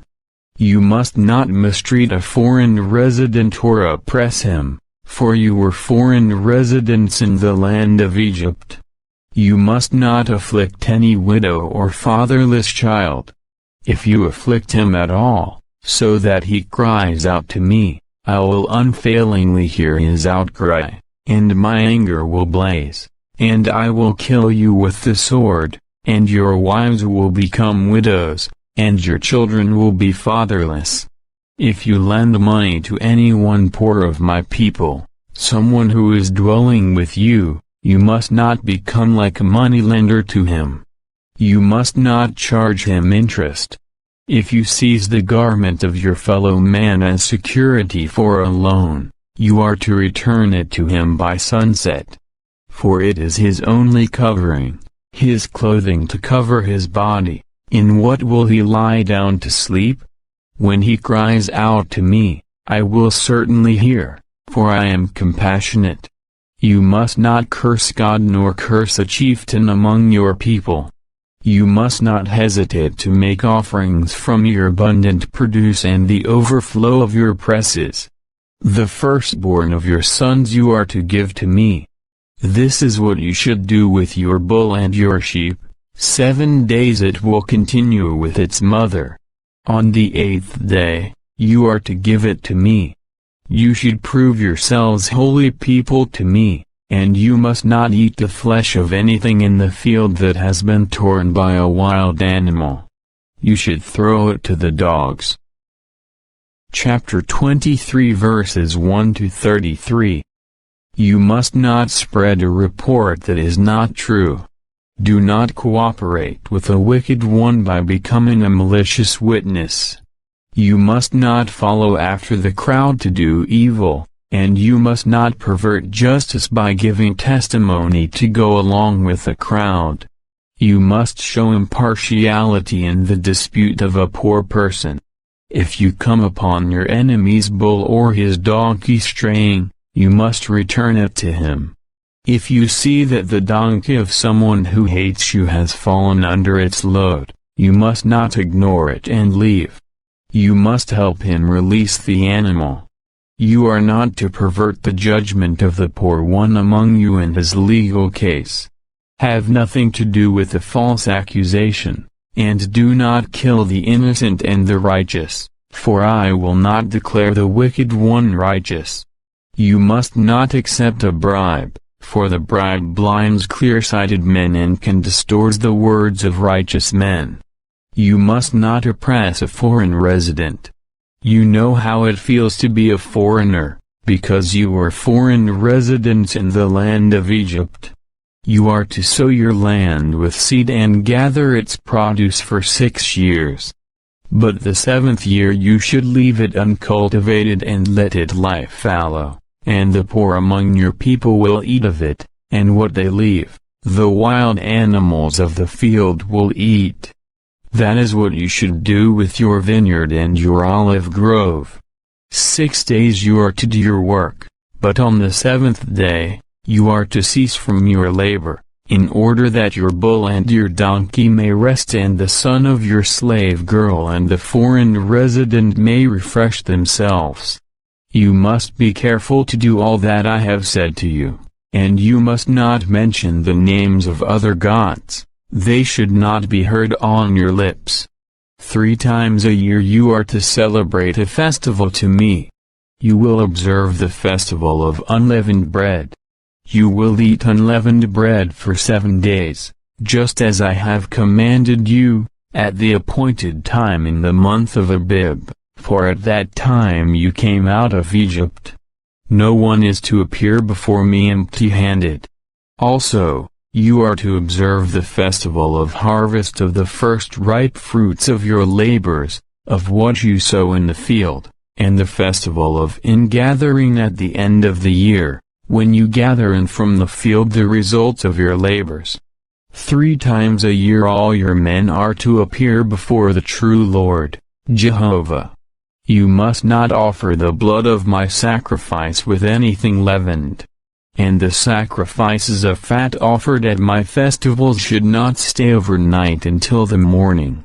You are to bring the best of the first ripe fruits of your ground to the house of Jehovah your God. You must not boil a young goat in its mother's milk. I am sending an angel ahead of you to guard you on the way and to bring you into the place that I have prepared. Pay attention to him, and obey his voice. Do not rebel against him, for he will not pardon your transgressions, because my name is in him. However, If you strictly obey his voice and do all that I say, I will show hostility to your enemies and oppose those who oppose you. For my angel will go ahead of you and will bring you to the Amorites, the Hittites, the Perizzites, the Canaanites, the Hivites, and the Jebusites, and I will annihilate them. You must not bow down to their gods or be persuaded to serve them, and you must not imitate their practices. Instead, you must demolish them and smash their sacred pillars. You must serve Jehovah your God, and he will bless your bread and your water. I will remove sickness from among you. The women in your land will not suffer a miscarriage or be barren, and I will give you a full lifespan. I will send the fear of me ahead of you, and I will throw into confusion all the people you encounter, and I will cause all your enemies to flee from you in defeat. I will send the feeling of dejection ahead of you, and it will drive the Hivites, the Canaanites, and the Hittites out from before you. I will not drive them out from before you in 1 year, so that the land does not become desolate and the wild animals of the field multiply against you. Little by little I will drive them out from before you, until you become fruitful and take possession of the land. I will set your boundary from the Red Sea to the Sea of the Philistines and from the wilderness to the river, for I will give the inhabitants of the land into your hand, and you will drive them out from before you. You must not make a covenant with them or their gods.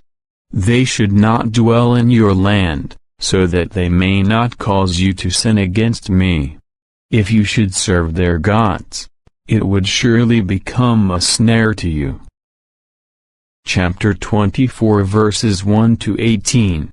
Then he said to Moses, Go up to Jehovah, you and Aaron, Nadab and Abihu, and 70 of the elders of Israel, and bow down from a distance. Moses should approach Jehovah by himself, but the others should not approach, and the people should not go up with him. Then Moses came and related to the people all the words of Jehovah and all the judicial decisions, and all the people answered with one voice, All the words that Jehovah has spoken, we are willing to do. So Moses wrote down all the words of Jehovah. Then he got up early in the morning and built at the foot of the mountain an altar and 12 pillars corresponding to the 12 tribes of Israel. After that he sent young Israelite men, and they offered up burnt offerings and sacrificed bulls as communion sacrifices to Jehovah. Then Moses took half of the blood and put it in bowls, and half of the blood he sprinkled on the altar. Then he took the book of the covenant and read it aloud to the people. And they said, All that Jehovah has spoken we are willing to do, and we will be obedient. So Moses took the blood and sprinkled it on the people and said, This is the blood of the covenant that Jehovah has made with you in harmony with all these words. Moses and Aaron, Nadab and Abihu, and 70 of the elders of Israel went up, and they saw the God of Israel. Under his feet was what seemed like a sapphire pavement, and it was as pure as the heavens themselves. He did not harm the distinguished men of Israel, and they saw a vision of the true God and ate and drank. Jehovah now said to Moses, Come up to me on the mountain and stay there. I will give you the stone tablets with the law and the commandment that I will write for their instruction. So Moses got up with his attendant Joshua, and Moses went up the mountain of the true God. But to the elders he had said, Wait here for us until we return to you. You have Aaron and Hur with you. Whoever has a legal case may go to them. Then Moses went up the mountain while the cloud was covering it. Jehovah's glory remained on Mount Sinai, and the cloud covered it for 6 days. On the seventh day he called to Moses from the midst of the cloud. To the Israelites who were watching, the appearance of Jehovah's glory was like a consuming fire on the mountaintop. Moses then entered into the cloud and went up the mountain. And Moses stayed on the mountain 40 days and 40 nights. Chapter 25 verses 1 to 40. Jehovah then said to Moses, "Tell the people of Israel to take up a contribution for me, from every person whose heart moves him. You are to take up my contribution. This is the contribution that you are to accept from them: gold, silver, copper, blue thread, purple wool, scarlet material, fine linen, goat hair, ram skins dyed red, sealskins, acacia wood, oil for the lamps, balsam for the anointing oil and the perfumed incense, and onyx stones and other stones to be set in the ephod and the breastpiece. They are to make a sanctuary for me, and I will reside among them. You are to make it, the tabernacle and all its furnishings, following exactly the pattern that I am showing you. They are to make an ark of acacia wood, 2.5 cubits long and 1.5 cubits wide and 1.5 cubits high. Then you will overlay it with pure gold. Inside and outside you are to overlay it, and you will make a border of gold all around it. And you will cast 4 rings of gold for it and attach them above its 4 feet, with 2 rings on one side and 2 rings on the other side. And you will make poles of acacia wood and overlay them with gold. You will put the poles through the rings on the sides of the ark in order to carry the ark with them. The poles will stay in the rings of the ark, they are not to be removed from it. You will place in the ark the testimony that I will give you. You will make a cover of pure gold, 2.5 cubits long and 1.5 cubits wide. You are to make 2 cherubs of gold. You will make them of hammered work on the 2 ends of the cover. Make the cherubs on the 2 ends, 1 cherub on each end of the cover. The cherubs are to spread out their 2 wings upward, overshadowing the cover with their wings, and they will face each other. The faces of the cherubs will be turned toward the cover. You will put the cover on the ark, and in the ark you will place the testimony that I will give you. I will present myself to you there and speak with you from above the cover. From between the 2 cherubs that are on the ark of the testimony, I will make known to you all that I will command you for the Israelites. You will also make a table of acacia wood, 2 cubits long and 1 cubit wide and 1.5 cubits high. You will overlay it with pure gold and make a golden border around it. You will make a rim around it 1 handbreadth wide and a border of gold to go around the rim. You will make for it 4 rings of gold and place the rings on the 4 corners, where the 4 legs are attached. The rings are to be close to the rim as holders for the poles for carrying the table. You will make the poles of acacia wood and overlay them with gold and carry the table with them. You will also make its dishes, its cups, its pitchers, and its bowls from which they will pour drink offerings. You are to make them out of pure gold. And you will put the showbread on the table before me constantly. You will make a lampstand of pure gold. The lampstand is to be made of hammered work. Its base, its stem, its branches, its cups, its knobs, and its blossoms will be one piece.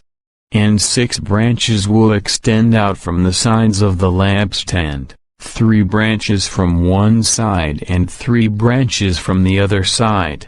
3 cups shaped like almond flowers will be on the one set of branches, with knobs and blossoms alternating, and 3 cups shaped like almond flowers on the other set of branches, with knobs and blossoms alternating. This is how the 6 branches will extend out from the stem of the lampstand. On the stem of the lampstand are 4 cups shaped like almond flowers, with its knobs and its blossoms alternating. A knob will be under the first 2 branches that extend out of the stem, and a knob under the next 2 branches, and a knob under the next 2 branches, for the 6 branches extending out from the stem. The knobs and the branches in the whole lampstand are to be 1 piece of pure, hammered gold. You will make 7 lamps for it, and when the lamps are lit, they will shine on the area in front of it. Its snuffers and its fire holders are to be of pure gold. It should be made, along with these utensils, from a talent of pure gold. See that you make them after the pattern that was shown to you on the mountain. Chapter 26 verses 1 to 37. You are to make the tabernacle with 10 tent cloths of fine twisted linen, blue thread, purple wool, and scarlet material. You are to make them with embroidered cherub designs. Each tent cloth will be 28 cubits long and 4 cubits wide. All the tent cloths are to be the same size. 5 tent cloths are to be joined one to another to form a series, and the other 5 tent cloths will be joined in a series. You will make loops of blue thread on the edge of the one tent cloth at the end of the series, and you are to do the same on the outermost edge of the other set where it will join. You will make 50 loops on the one tent cloth and 50 loops on the edge of the other tent cloth so that they will be opposite each other where they join. You are to make 50 gold clasps and join the tent cloths together with the clasps, and the tabernacle will form one unit. You will also make cloths of goat hair for the tent over the tabernacle. You will make 11 tent cloths. Each tent cloth will be 30 cubits long and 4 cubits wide. All 11 tent cloths are to be the same size. You are to join 5 of the tent cloths together and join the other 6 tent cloths together, and you are to fold over the 6th tent cloth at the front of the tent. And you are to make 50 loops on the edge of the one tent cloth, the outermost one in the series, and 50 loops on the edge of the tent cloth at the other place where they join. You are to make 50 copper clasps and put the clasps in the loops and join the tent together, and it will become one unit. The remaining part of the tent cloths will serve as an overhanging. Half of the tent cloth that remains will hang over the back of the tabernacle. The remaining length of the cloths of the tent will serve as an overhanging for the tabernacle by 1 cubit on each side, in order to cover it. You will also make a covering for the tent of ram skins dyed red and over that a covering of sealskins. You will make the panel frames for the tabernacle out of acacia wood standing upright. Each panel frame is to be 10 cubits high and 1.5 cubits wide. Each panel frame has 2 tenons joined to each other. That is how you should make all the panel frames of the tabernacle. You are to make 20 panel frames for the south side of the tabernacle, facing south. You will make 40 silver socket pedestals under the 20 panel frames. 2 socket pedestals under the one panel frame for its 2 tenons and 2 socket pedestals under each following panel frame for its 2 tenons. For the other side of the tabernacle, the northern side, make 20 panel frames and their 40 silver socket pedestals, 2 socket pedestals under one panel frame and 2 socket pedestals under each following panel frame. For the rear section of the tabernacle to the west, you will make 6 panel frames. You will make 2 panel frames to serve as the 2 rear corner posts of the tabernacle. They should be doubled from the bottom to the top, up to the first ring. This should be done for both of them, and they will form the 2 corner posts. And there will be 8 panel frames and their 16 silver socket pedestals, 2 socket pedestals under the 1 panel frame and 2 socket pedestals under each following panel frame. You will make bars of acacia wood, 5 for the panel frames of the one side of the tabernacle, and 5 bars for the panel frames of the other side of the tabernacle, and 5 bars for the panel frames of the side of the tabernacle to the west, for the rear section. The middle bar that runs along the center of the panel frames should extend from end to end. You will overlay the panel frames with gold, and you will make their rings of gold as holders for the bars, and you will overlay the bars with gold. You must set up the tabernacle according to its plan that you were shown in the mountain. You are to make a curtain of blue thread, purple wool, scarlet material, and fine twisted linen. It will be made with cherubs embroidered on it. You will hang it on 4 pillars of acacia overlaid with gold. Their hooks are to be of gold. The pillars are set on 4 socket pedestals of silver. You will hang the curtain under the clasps and bring the Ark of the Testimony there within the curtain. The curtain will make a division for you between the Holy and the Most Holy. You must put the cover on the Ark of the Testimony and the Most Holy. You will place the table outside the curtain, with the lampstand opposite the table on the south side of the tabernacle, and the table you will put on the north side.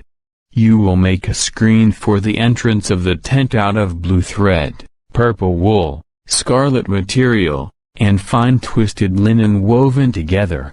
You will make 5 pillars of acacia for the screen and overlay them with gold. Their hooks are to be of gold, and you will cast 5 socket pedestals of copper for them. Chapter 27 verses 1 to 21. You will make the altar of acacia wood. It will be 5 cubits long and 5 cubits wide. The altar should be square and 3 cubits high. You will make horns on its 4 corners. The horns will be part of the altar, and you will overlay the altar with copper. You will make buckets for clearing away its ashes, along with shovels, bowls, forks, and fire holders, and you will make all its utensils of copper. You will make a grating for the altar, a network of copper, and on the network 4 rings of copper at its 4 corners. You will set it down below the rim of the altar, and the network will extend part away down into the altar. You will make poles of acacia wood for the altar and overlay them with copper.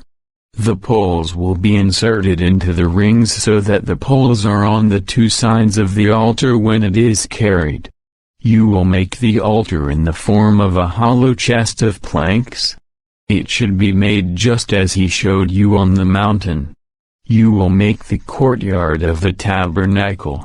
For the south side, facing south, the courtyard will have hanging curtains of fine twisted linen, 100 cubits long for the one side.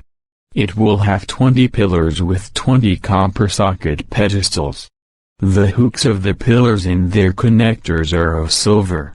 The hanging curtains for the north side will also be 100 cubits long, along with its 20 pillars and their 20 copper socket pedestals, with silver hooks and connectors for the pillars. There are to be hanging curtains on the west side for 50 cubits across the width of the courtyard, with 10 pillars and 10 socket pedestals.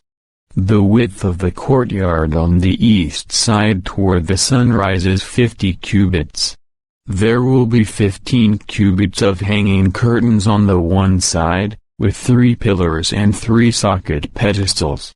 And for the other side, there will be 15 cubits of hanging curtains, with 3 pillars and 3 socket pedestals. The entrance of the courtyard should have a screen 20 cubits long made of blue thread, purple wool, scarlet material, and fine twisted linen woven together, with 4 pillars and their 4 socket pedestals. All the pillars surrounding the courtyard will have silver fasteners and silver hooks, but their socket pedestals will be of copper. The courtyard is to be 100 cubits long, 50 cubits wide, and 5 cubits high, made from fine twisted linen, and it should have copper socket pedestals. All the utensils and the items used in the service of the tabernacle, as well as its tent pins and all the pins of the courtyard, are to be of copper. You are to command the Israelites to bring you pure, beaten olive oil for the lighting, in order to keep the lamps burning constantly. In the tent of meeting, outside the curtain that is near the testimony, Aaron and his sons will arrange to keep the lamps lit from evening until morning before Jehovah. It is a lasting statute for all their generations to be carried out by the Israelites. Chapter 28 verses 1 to 43. You are to summon from the Israelites your brother Aaron, along with his sons, so that he may serve as priest to me, Aaron, along with Nadab and Abihu, Eleazar and Thamar, the sons of Aaron. You are to make holy garments for Aaron your brother, for glory and beauty. You are to speak to all those who are skillful, those whom I have filled with the spirit of wisdom, and they will make Aaron's garments for his sanctification, so that he may serve as priest to me.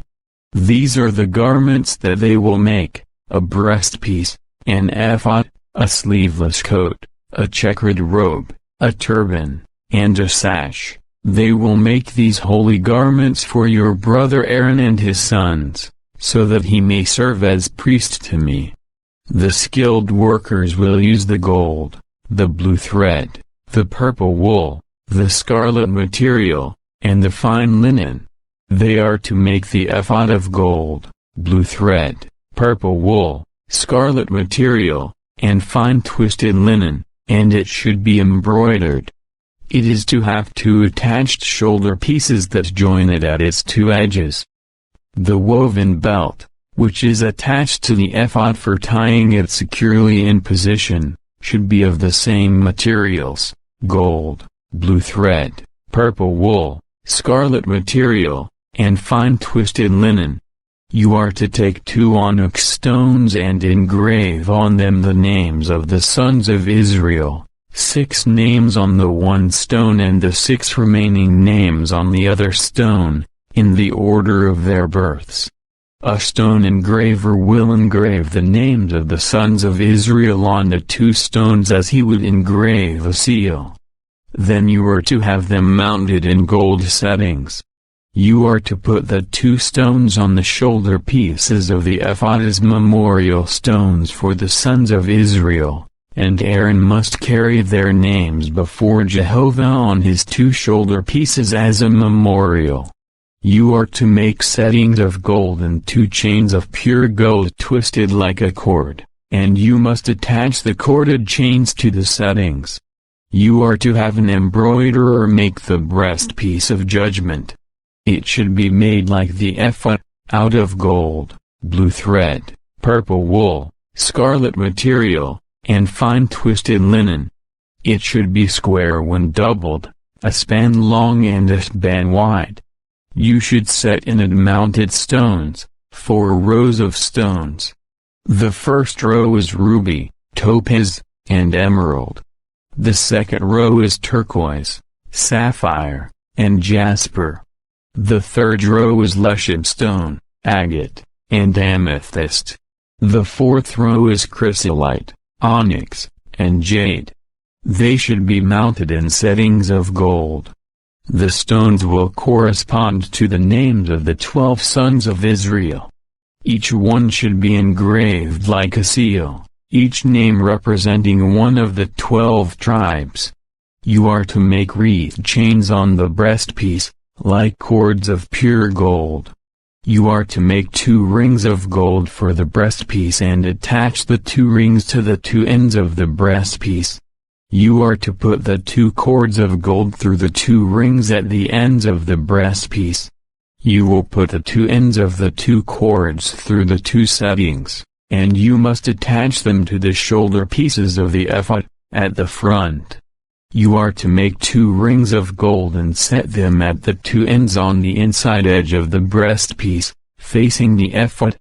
You should make 2 more rings of gold on the front of the ephod, below the 2 shoulder pieces, close to where it is joined, above the woven belt of the ephod.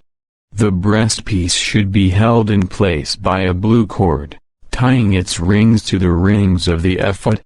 This will keep the breastpiece in place on the ephod, above the woven belt.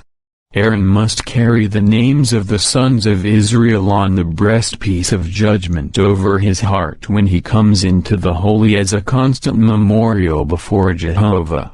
You will put the Urim and the Thummim into the breastpiece of judgment, and they must be over Aaron's heart when he comes in before Jehovah. And Aaron must carry the means for making judgments of the Israelites over his heart before Jehovah constantly. You are to make the sleeveless coat of the ephod entirely of blue thread. There will be an opening at the top in the middle of it. Its opening should have a border woven all around it by a loom worker. It should be like the opening of a coat of mail, so that it will not be torn. You should make pomegranates of blue thread, purple wool, and scarlet material all around its hem, along with bells of gold in between them. You should alternate a bell of gold and a pomegranate, a bell of gold and a pomegranate, all around the hem of the sleeveless coat. It must be worn by Aaron so that he may minister, and the sound from it must be heard when he goes into the sanctuary before Jehovah and when he comes out, so that he will not die. You are to make a shining plate of pure gold and engrave on it as one would engrave a seal. Holiness belongs to Jehovah. You must fasten it to the turban with a blue cord. It is to remain on the front of the turban. It will be on Aaron's forehead, and Aaron will bear responsibility when someone commits an error against the holy things, which the Israelites sanctify when they offer them as holy gifts. It must always remain on his forehead, so that they may gain approval before Jehovah. You are to weave the checkered robe of fine linen, make a turban of fine linen, and make a woven sash. You will also make robes, sashes, and headgear for Aaron's sons, for glory and beauty. You will clothe your brother Aaron and his sons with him, and you are to anoint them and install them and sanctify them, and they will serve as priests to me. Also make linen shorts for them to cover their naked flesh. These are to extend from the hips to the thighs.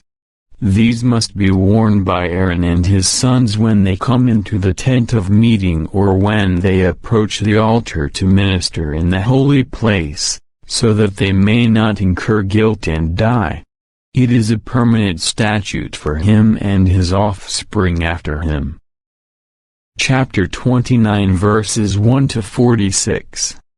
This is what you are to do to sanctify them to serve as priests to me. Take a young bull, 2 unblemished rams, unleavened bread, unleavened ring-shaped loaves mixed with oil, and unleavened wafers spread with oil. You are to make them with fine wheat flour and put them in a basket and present them in the basket, along with the bull and the 2 rams. You will present Aaron and his sons at the entrance of the tent of meeting and wash them with water. Then you are to take the garments and clothe Aaron with the robe, the sleeveless coat of the ephod, and the breastpiece, and you are to tie the woven belt of the ephod securely around his waist. You will put the turban on his head and put the holy sign of dedication on the turban, and take the anointing oil and pour it on his head and anoint him. Then bring his sons forward and clothe them with the robes and wrap the sashes around them, Aaron as well as his sons, and put on their headgear, and the priesthood will become theirs as a permanent statute. This is how you should install Aaron and his sons to serve as priests. You are now to present the bull before the tent of meeting, and Aaron and his sons will lay their hands on the bull's head. Slaughter the bull before Jehovah, at the entrance of the tent of meeting. Take some of the bull's blood on your finger and put it on the horns of the altar, and pour out all the rest of the blood at the base of the altar.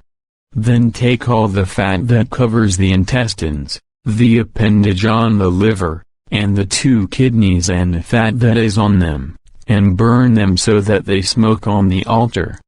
But the bull's flesh and its skin and its dung, you will burn with fire outside the camp. It is a sin offering. Then take the 1 ram, and Aaron and his sons are to lay their hands on the ram's head. Slaughter the ram and take its blood and sprinkle it on all sides of the altar. Cut the ram into its pieces, and wash its intestines and its shanks, and arrange the pieces together with its head. You must burn the entire ram, making it smoke on the altar. It is a burnt offering to Jehovah, a pleasing aroma. It is an offering made by fire to Jehovah. Next you are to take the other ram, and Aaron and his sons are to lay their hands on the ram's head. Slaughter the ram and take some of its blood and put it on Aaron's right earlobe and on his son's right earlobe and on the thumb of their right hand and the big toe of their right foot, and sprinkle the blood on all sides of the altar.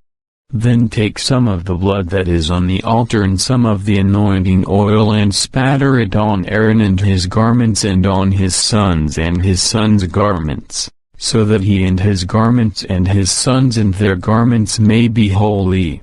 Then take from the ram the fat tail, the fat that covers the intestines, the appendage of the liver, the 2 kidneys and the fat that is on them, and the right leg, for it is a ram of installation.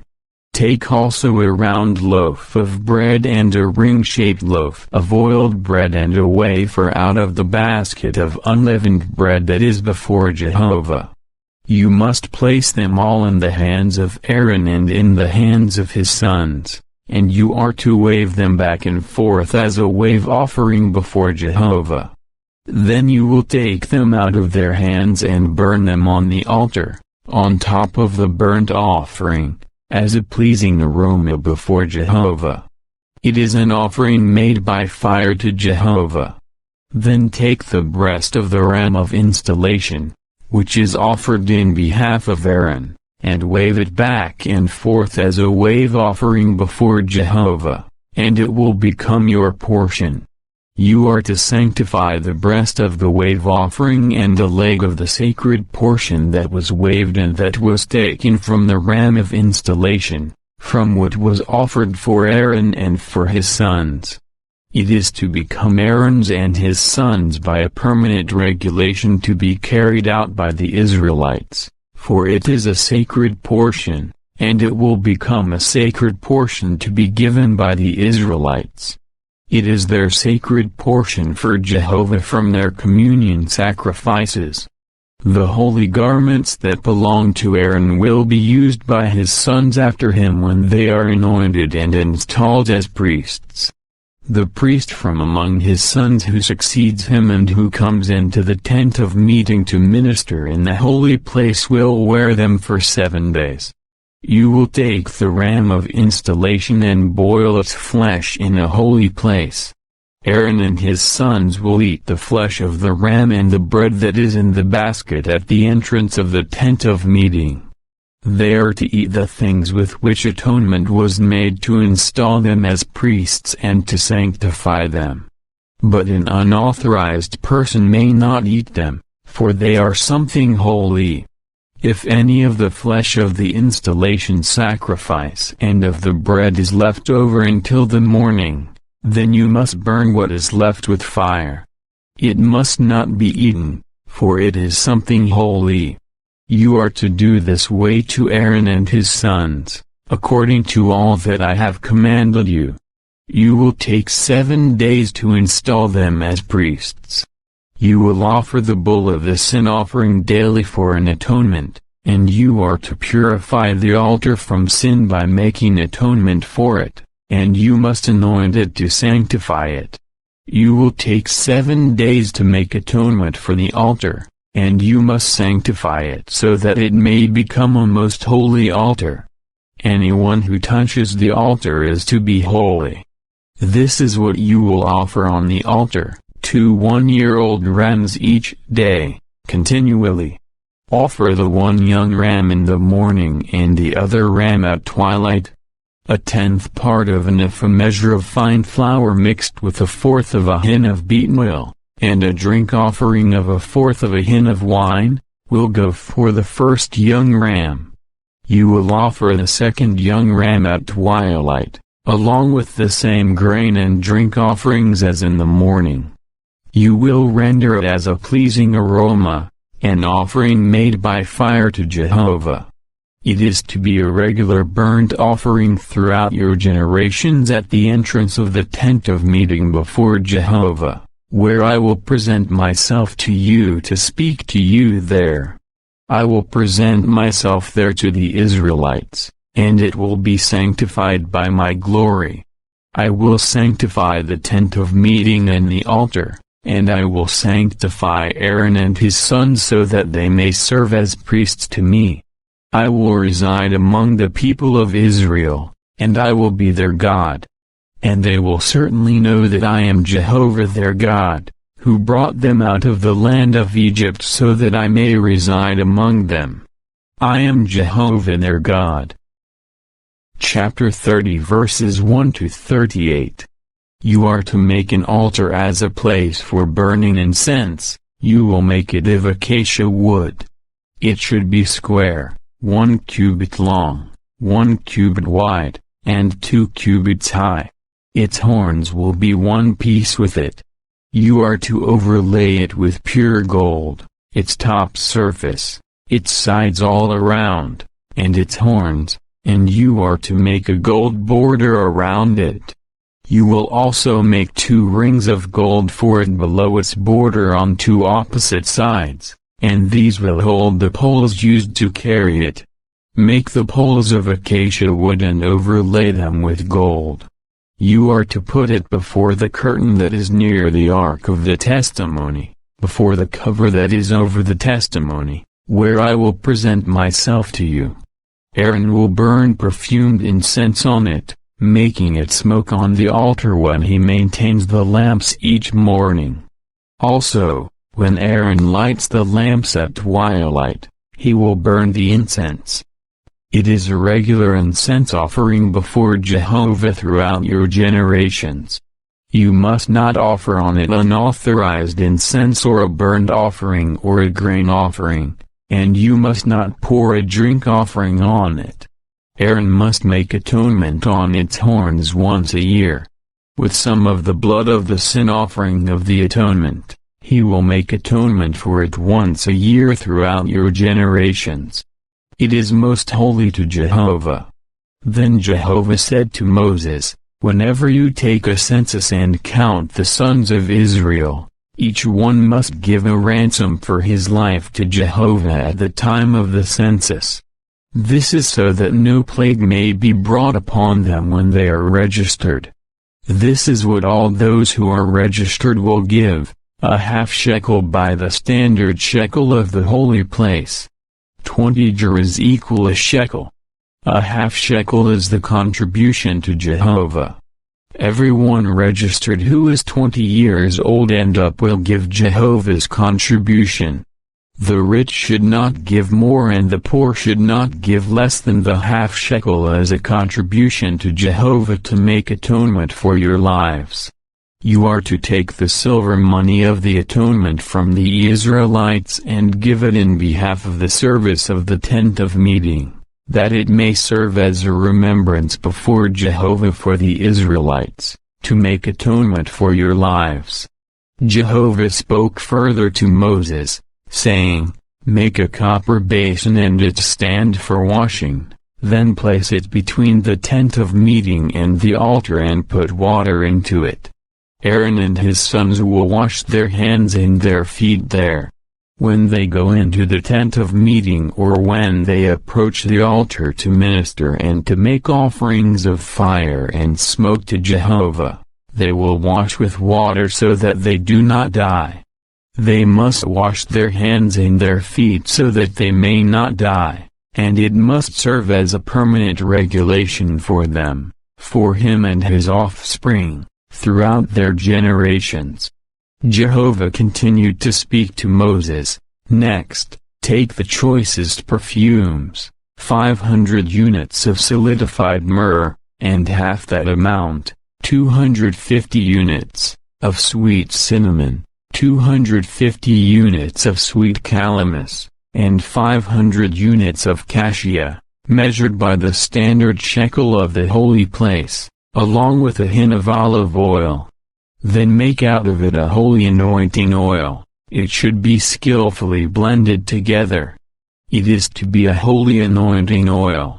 You are to anoint the tent of meeting and the ark of the testimony with it, as well as the table and all its utensils, the lampstand and its utensils, the altar of incense, the altar of burnt offering and all its utensils, and the basin and its stand. You must sanctify them that they may become most holy. Anyone touching them is to be holy. And you will anoint Aaron and his sons and sanctify them to serve as priests to me. You will speak to the Israelites, saying, This is to continue as a holy anointing oil to me during your generations. It is not to be applied to the flesh of mankind, and you must not make anything with a composition like it. It is something holy. It is to continue as something holy for you. Anyone who makes an ointment like it and who puts some of it on an unauthorized person must be cut off from his people. Then Jehovah said to Moses, Take equal portions of these perfumes, stacked drops, onycha, perfumed galbanum, and pure frankincense. Make it into an incense.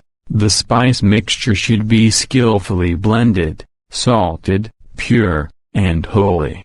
You are to pound some of it into fine powder and put some of it before the testimony in the tent of meeting, where I will present myself to you. It should be most holy to you. You must not make for your own use the incense that you make with this composition. You are to regard it as something holy to Jehovah. Whoever makes any like it to enjoy its smell must be cut off from his people.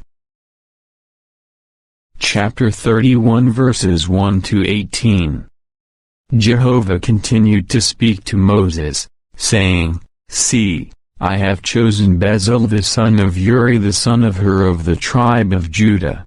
I will fill him with the Spirit of God, giving him wisdom, understanding, and knowledge of every kind of craftsmanship, for making artistic designs, for working with gold, silver, and copper, for cutting and setting stones, and for making every kind of wood product. Moreover, to assist him I have appointed Eliab the son of Ahisamach of the tribe of Dan, and I am putting wisdom into the heart of all those who are skillful, so that they may make everything I have commanded you, the tent of meeting, the ark of the testimony and the cover that is on it, all the utensils of the tent, the table and its utensils, the lampstand of pure gold and all its utensils, the altar of incense, the altar of burnt offering and all its utensils, the basin and its stand, the finely woven garments, the holy garments for Aaron the priest, the garments of his sons to serve as priests, the anointing oil, and the perfumed incense for the sanctuary. They will do everything I have commanded you. Jehovah said further to Moses, Speak to the Israelites and tell them, especially, you are to keep my Sabbaths, For it is a sign between me and you during your generations, in order that you may know that I, Jehovah, am sanctifying you. You must keep the Sabbath, for it is something holy to you. Whoever profanes it must be put to death. If anyone does any work on it, then that person must be cut off from among his people. 6 days' work may be done, but on the seventh day is a Sabbath of complete rest. It is something holy to Jehovah. Anyone doing work on the Sabbath day must be put to death. The Israelites must keep the Sabbath. They must observe the Sabbath during all their generations. It is a lasting covenant. It is an enduring sign between me and the people of Israel, for in 6 days Jehovah made the heavens and the earth, and on the seventh day he rested and refreshed himself.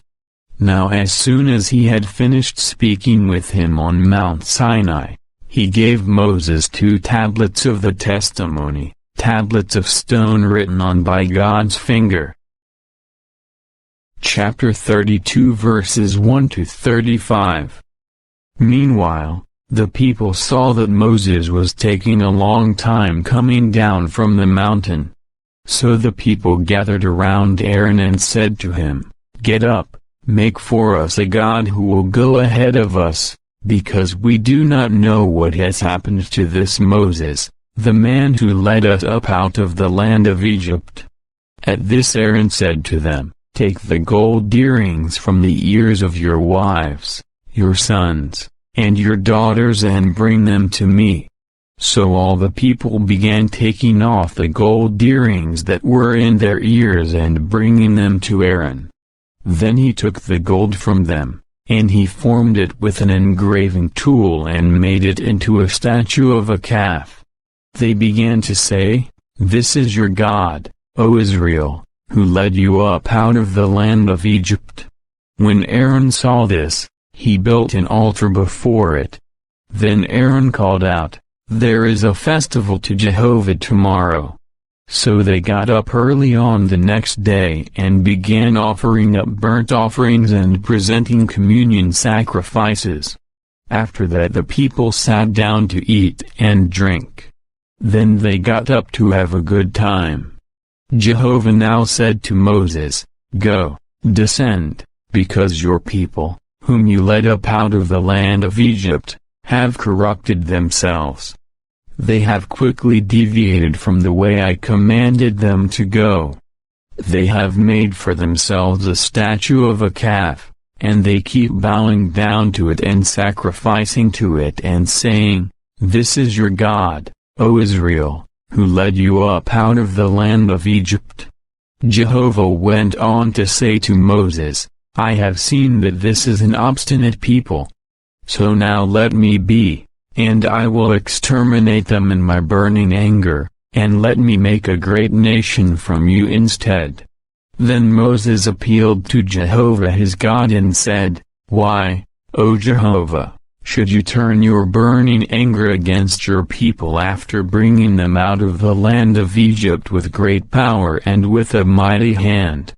Why should the Egyptians say, 'He had evil intentions when he led them out'?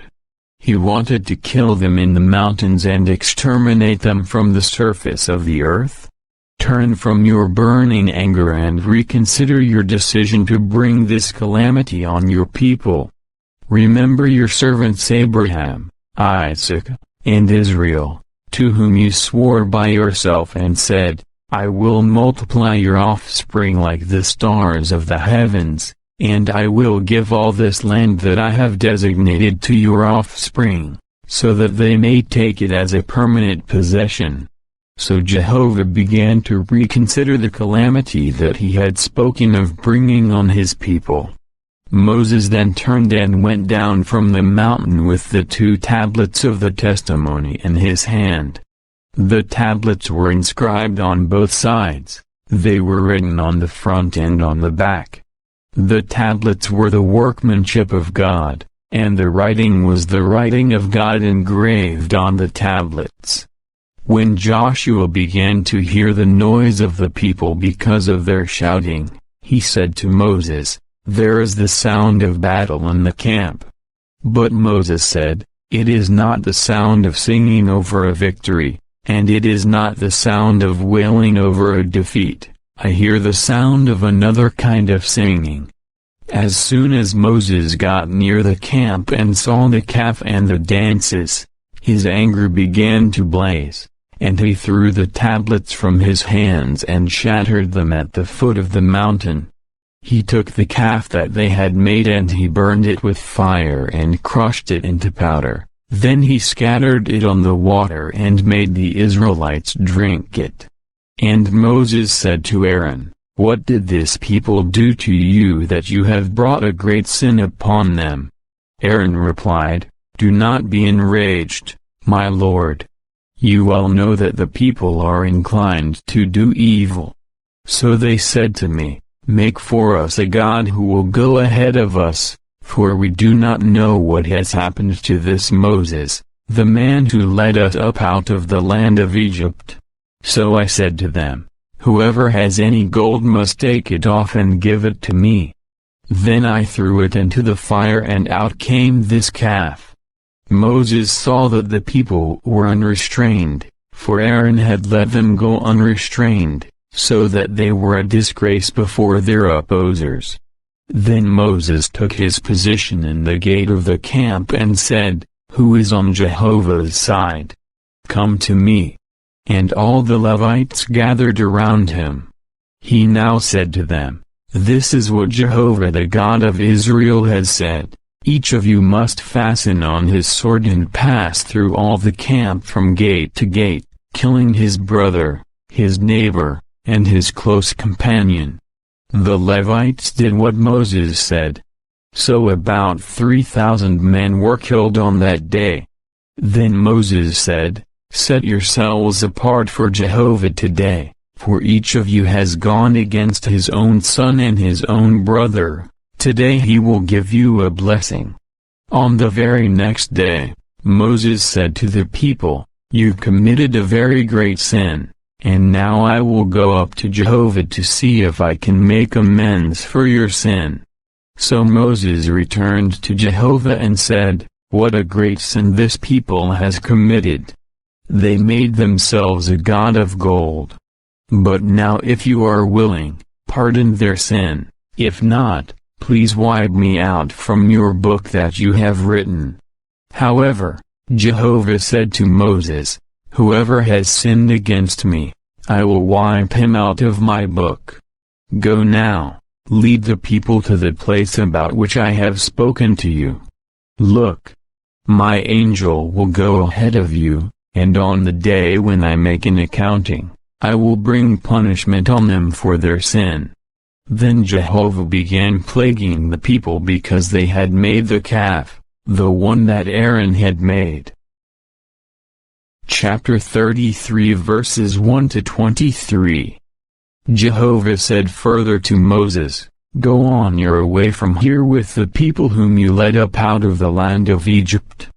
Journey to the land about which I swore to Abraham, Isaac, and Jacob, saying, 'To your offspring I will give it.' I will send an angel ahead of you and drive out the Canaanites, the Amorites, the Hittites, the Perizzites, the Hivites, and the Jebusites. Go up to a land flowing with milk and honey. But I will not go in the midst of you, for you are an obstinate people, and I might exterminate you on the way." When the people heard this harsh word, they began to mourn, and not one of them put on his ornaments.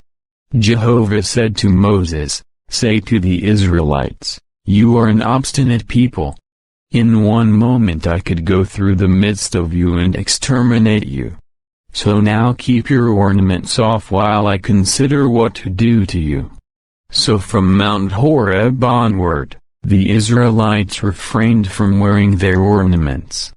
Now Moses took his tent and pitched it outside the camp, at some distance from the camp, and he called it a tent of meeting. Everyone inquiring of Jehovah would go out to the tent of meeting, which was outside the camp. As soon as Moses went out to the tent, all the people would rise and stand at the entrance of their own tents, and they would gaze after Moses until he entered into the tent. As soon as Moses would go into the tent, the pillar of cloud would come down and stand at the entrance of the tent while God spoke with Moses. When all the people saw the pillar of cloud standing at the entrance of the tent, each of them rose and bowed down at the entrance of his own tent.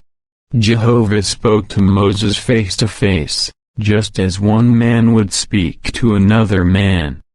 When he returned to the camp, Joshua the son of Nun, his minister and attendant, would not depart from the tent. Now Moses said to Jehovah, "See, you are saying to me, 'Lead this people up,' but you have not let me know whom you will send with me. Moreover, you have said, 'I know you by name,' and you have also found favor in my eyes. Please, if I have found favor in your eyes, make me know your ways, so that I may know you and continue to find favor in your eyes. Consider, too, that this nation is your people." So he said, "I myself will go with you, and I will give you rest." Then Moses said to him, "If you yourself are not going along, do not lead us up from here. How will it be known that I have found favor in your eyes, I and your people? Is it not by your going along with us, so that I and your people will be distinguished from every other people on the face of the earth?" Jehovah went on to say to Moses, "I will also do this thing that you request, because you have found favor in my eyes and I know you by name." Then he said, "Please show me your glory." But he said, "I will make all my goodness pass before your face, and I will declare before you the name of Jehovah, and I will favor the one whom I favor, and I will show mercy to the one to whom I show mercy." But he added, "You cannot see my face, for no man can see me and live." Jehovah said further, "Here is a place near me. Station yourself on the rock. When my glory is passing by, I will place you in a crevice of the rock, and I will shield you with my hand until I have passed by. After that I will take my hand away, and you will see my back, but my face may not be seen." Chapter 34 verses 1 to 35. Then Jehovah said to Moses, "Carve out for yourself 2 tablets of stone like the first ones, and I will write on the tablets the words that appeared on the first tablets, which you shattered. Get ready for the morning, as you will go up in the morning to Mount Sinai and station yourself before me there on the top of the mountain. But nobody may go up with you, and nobody else should be seen anywhere on the mountain. Not even the flocks or herds should graze in front of that mountain." So Moses carved out 2 tablets of stone like the first ones and got up early in the morning and went up Mount Sinai, just as Jehovah had commanded him, and he took the 2 tablets of stone in his hand. Then Jehovah came down in the cloud and stationed himself with him there and declared the name of Jehovah. Jehovah was passing before him and declaring, "Jehovah, Jehovah, a God merciful and compassionate, slow to anger and abundant in loyal love and truth, showing loyal love to thousands, pardoning error and transgression and sin, but he will by no means leave the guilty unpunished, bringing punishment for the error of fathers upon sons and upon grandsons, upon the 3rd generation and upon the 4th generation." Moses hurried to bow low to the earth and prostrate himself.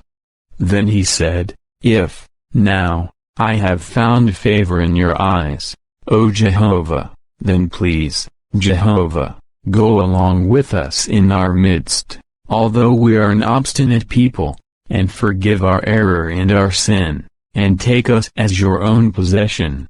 In turn he said, "Here I am making a covenant, before all your people. I will do wonderful things that have never been done in all the earth or among all the nations, and all the people among whom you live will see the work of Jehovah, for it is an awe-inspiring thing that I am doing with you. Pay attention to what I am commanding you today. Here I am driving out from before you the Amorites, the Canaanites, the Hittites, the Perizzites, the Hivites, and the Jebusites. Be careful that you do not make a covenant with the inhabitants of the land to which you are going, or it may prove to be a snare among you. But you are to pull down their altars, you are to shatter their sacred pillars, and their sacred poles you are to cut down. You must not bow down to another god, for Jehovah is known for requiring exclusive devotion. Yes, he is a God who requires exclusive devotion. Be careful not to make a covenant with the inhabitants of the land, because when they prostitute themselves to their gods and sacrifice to their gods, someone will invite you and you will eat from his sacrifice. Then you will surely take some of their daughters for your sons, and their daughters will prostitute themselves to their gods and cause your sons to prostitute themselves to their gods. You must not make gods of cast metal. You are to observe the festival of unleavened bread. You will eat unleavened bread, just as I have commanded you. Do this for 7 days at the appointed time in the month of Abib, because it was in the month of Abib that you came out of Egypt. Every firstborn male is mine, including all your livestock, whether the first male bull or sheep. The firstling of a donkey you are to redeem with a sheep. But if you do not redeem it, then you must break its neck.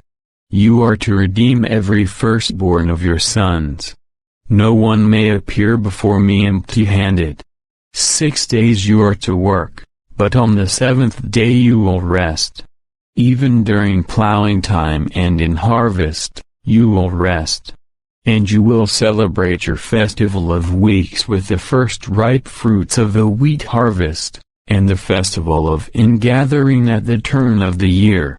3 times a year, all your men are to appear before the true Lord, Jehovah, the God of Israel. For I will drive the nations away from before you, and I will enlarge your territory, and nobody will desire your land while you are going up to see the face of Jehovah your God 3 times a year. You must not offer the blood of my sacrifice along with anything leavened. The sacrifice of the festival of the Passover should not be kept overnight until the morning. The best of the first ripe fruits of your soil you are to bring to the house of Jehovah your God. You must not boil a young goat in its mother's milk. Jehovah went on to say to Moses, "You are to write down these words, because in accordance with these words, I am making a covenant with you and with Israel." And he remained there with Jehovah 40 days and 40 nights. He ate no bread and drank no water. And he wrote on the tablets the words of the covenant, the 10 commandments. Moses then came down from Mount Sinai, and the 2 tablets of the testimony were in his hand. When he came down from the mountain, Moses did not know that the skin of his face was emitting rays because he had been speaking with God. When Aaron and all the Israelites saw Moses, they noticed that the skin of his face emitted rays and they were afraid to go near him. But Moses called to them, so Aaron and all the chieftains of the assembly came to him, and Moses spoke with them. After that all the Israelites came near to him, and he gave them all the commands that Jehovah had given him on Mount Sinai. When Moses would finish speaking with them, he would put a veil over his face. But when Moses would go in before Jehovah to speak with him, he would take off the veil until he went out. Then he went out and revealed to the Israelites the commands he had received. And the Israelites saw that the skin of Moses' face emitted rays. Then Moses put the veil back over his face until he went in to speak with God. Chapter 35 verses 1 to 35.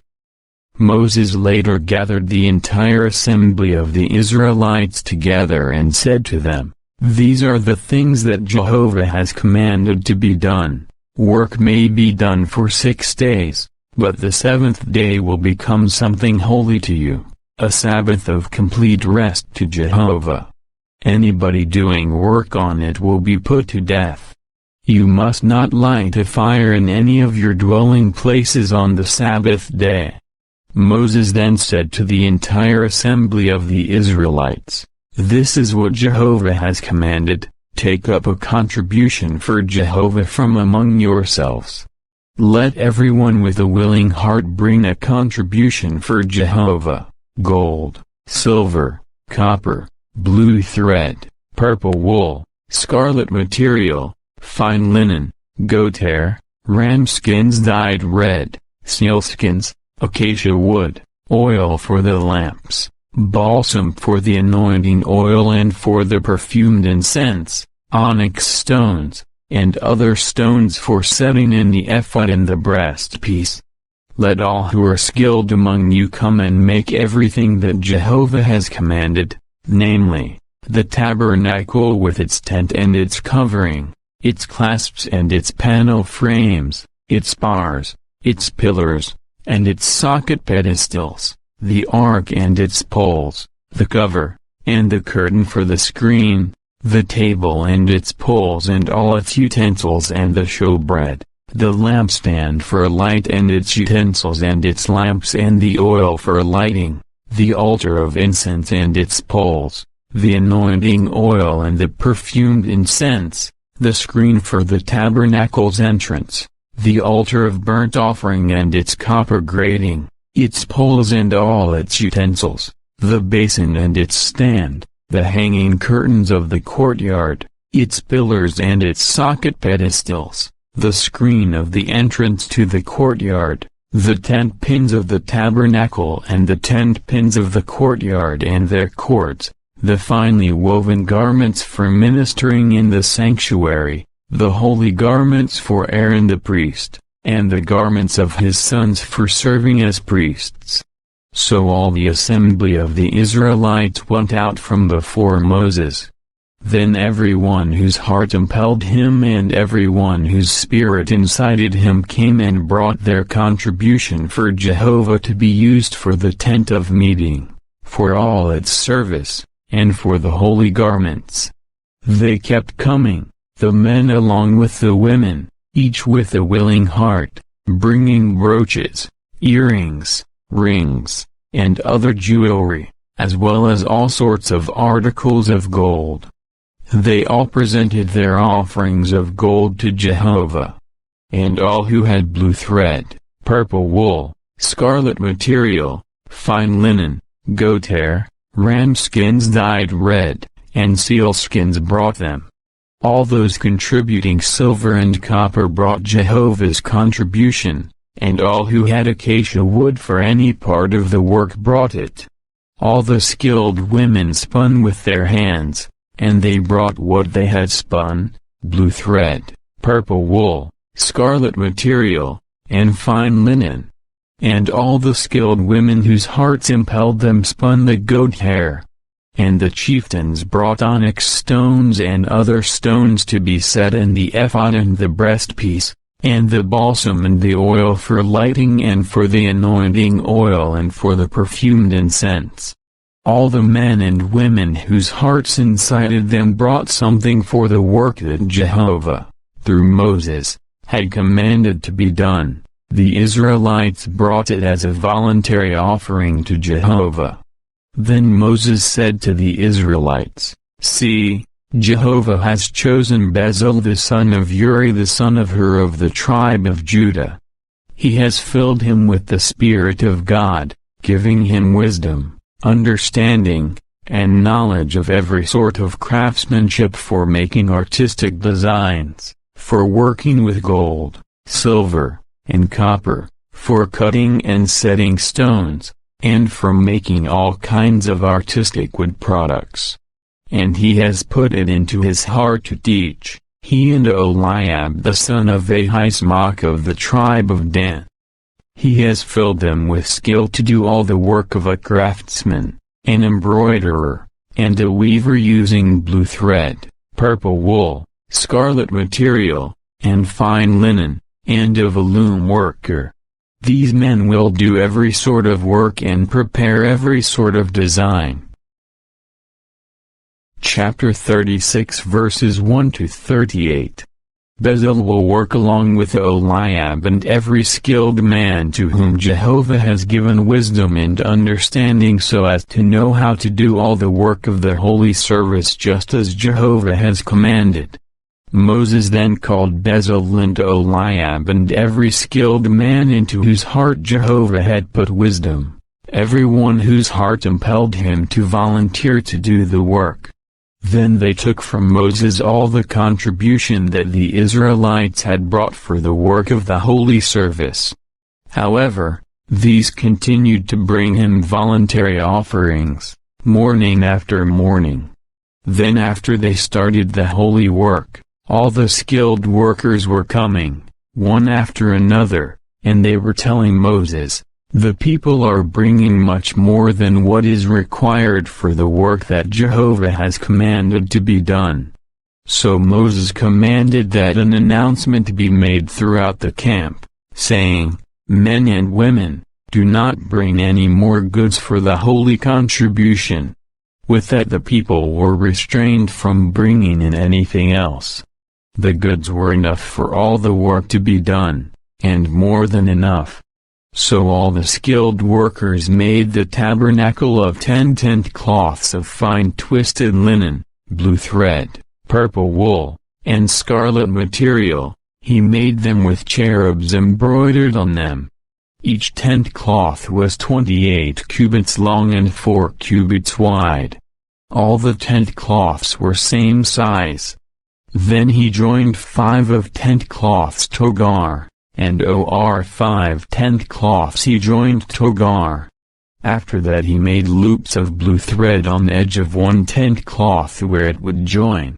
He did same on edge of outermost tent cloth at corresponding place where it would join. He made 50 loops on one tent cloth and 50 loops on o'er edge of tent cloth at place where it would join so that loops would be opposite one and o'er. Finally, he made 50 gold clasps and joined tent cloths togar with clasps, so that tabernacle became one unit. Then he made tent cloths of goat hair for tent over tabernacle. He made 11 tent cloths. Each tent cloth was 30 cubits long and 4 cubits wide. The 11 tent cloths were same size. Then he joined 5 of tent cloths togar, and he joined o'er 6 tent cloths togar. Next he made 50 loops along edge of outermost tent cloth where it joined, and he made 50 loops along edge of o'er tent cloth that joined with it. And he made 50 copper clasps for joining tent togar to become one unit. He made a covering for tent out of ram skins dyed red and a covering out of seal skins to go over that. Then he made out of acacia wood tabernacle panel frames, which stood upright. Each panel frame was 10 cubits high and 1.5 cubits wide. Each panel frame had 2 tenons joined to each OR. That is how he made all panel frames of tabernacle. Thus he made panel frames for south side of tabernacle, 20 panel frames, facing south. Then he made 40 socket pedestals of silver to go under 20 panel frames. 2 socket pedestals beneath one panel frame for its 2 tenons and 2 socket pedestals under each following panel frame for its 2 ons. For OR side of tabernacle, nor inside. He made 20 panel frames and 40 socket pedestals of silver, 2 socket pedestals beneath one panel frame and 2 socket pedestals beneath each of OR panel frames. For rear section of tabernacle to west, he made 6 panel frames. He made 2 panel frames as corner posts of tabernacle at 2 rear corners. The posts were doubled from bottom to top, up to first ring. That is what he did with 2 corner posts. So Y amounted to 8 panel frames along with 16 socket pedestals of silver, 2 socket pedestals under each panel frame. Then he made bars of acacia wood, 5 bars for panel frames of one side of tabernacle, 5 bars for panel frames of OR side of tabernacle, 5 for panel frames of tabernacle for rear section to west. Then he made middle bar to XD along middle of panel frames from one end to OR. He overlaid panel frames with gold. He made rings of gold as holders for bars. He overlaid bars with gold. Then he made a curtain of blue thread, purple wool, scarlet material, fine twisted linen. He made it with cherubs embroidered on it. Then he made for it 4 acacia pillars overlaid them with gold, along with hooks of gold, cast 4 socket pedestals of silver for M. Next he made a screen for entrance of T out of blue thread, purple wool, scarlet material, fine twisted linen woven togar, as well as its 5 pillars or hooks. He overlaid tops or connectors with gold, but 5 socket pedestals were of copper. Chapter 37 verses 1 to 29. Bezalel then made the ark of acacia wood. It was 2.5 cubits long and 1.5 cubits wide and 1.5 cubits high.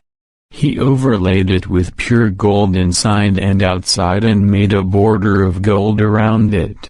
After that he cast 4 rings of gold for it, 4 above its 4 feet, with 2 rings on its one side and 2 rings on its other side. He next made poles of acacia wood and overlaid them with gold.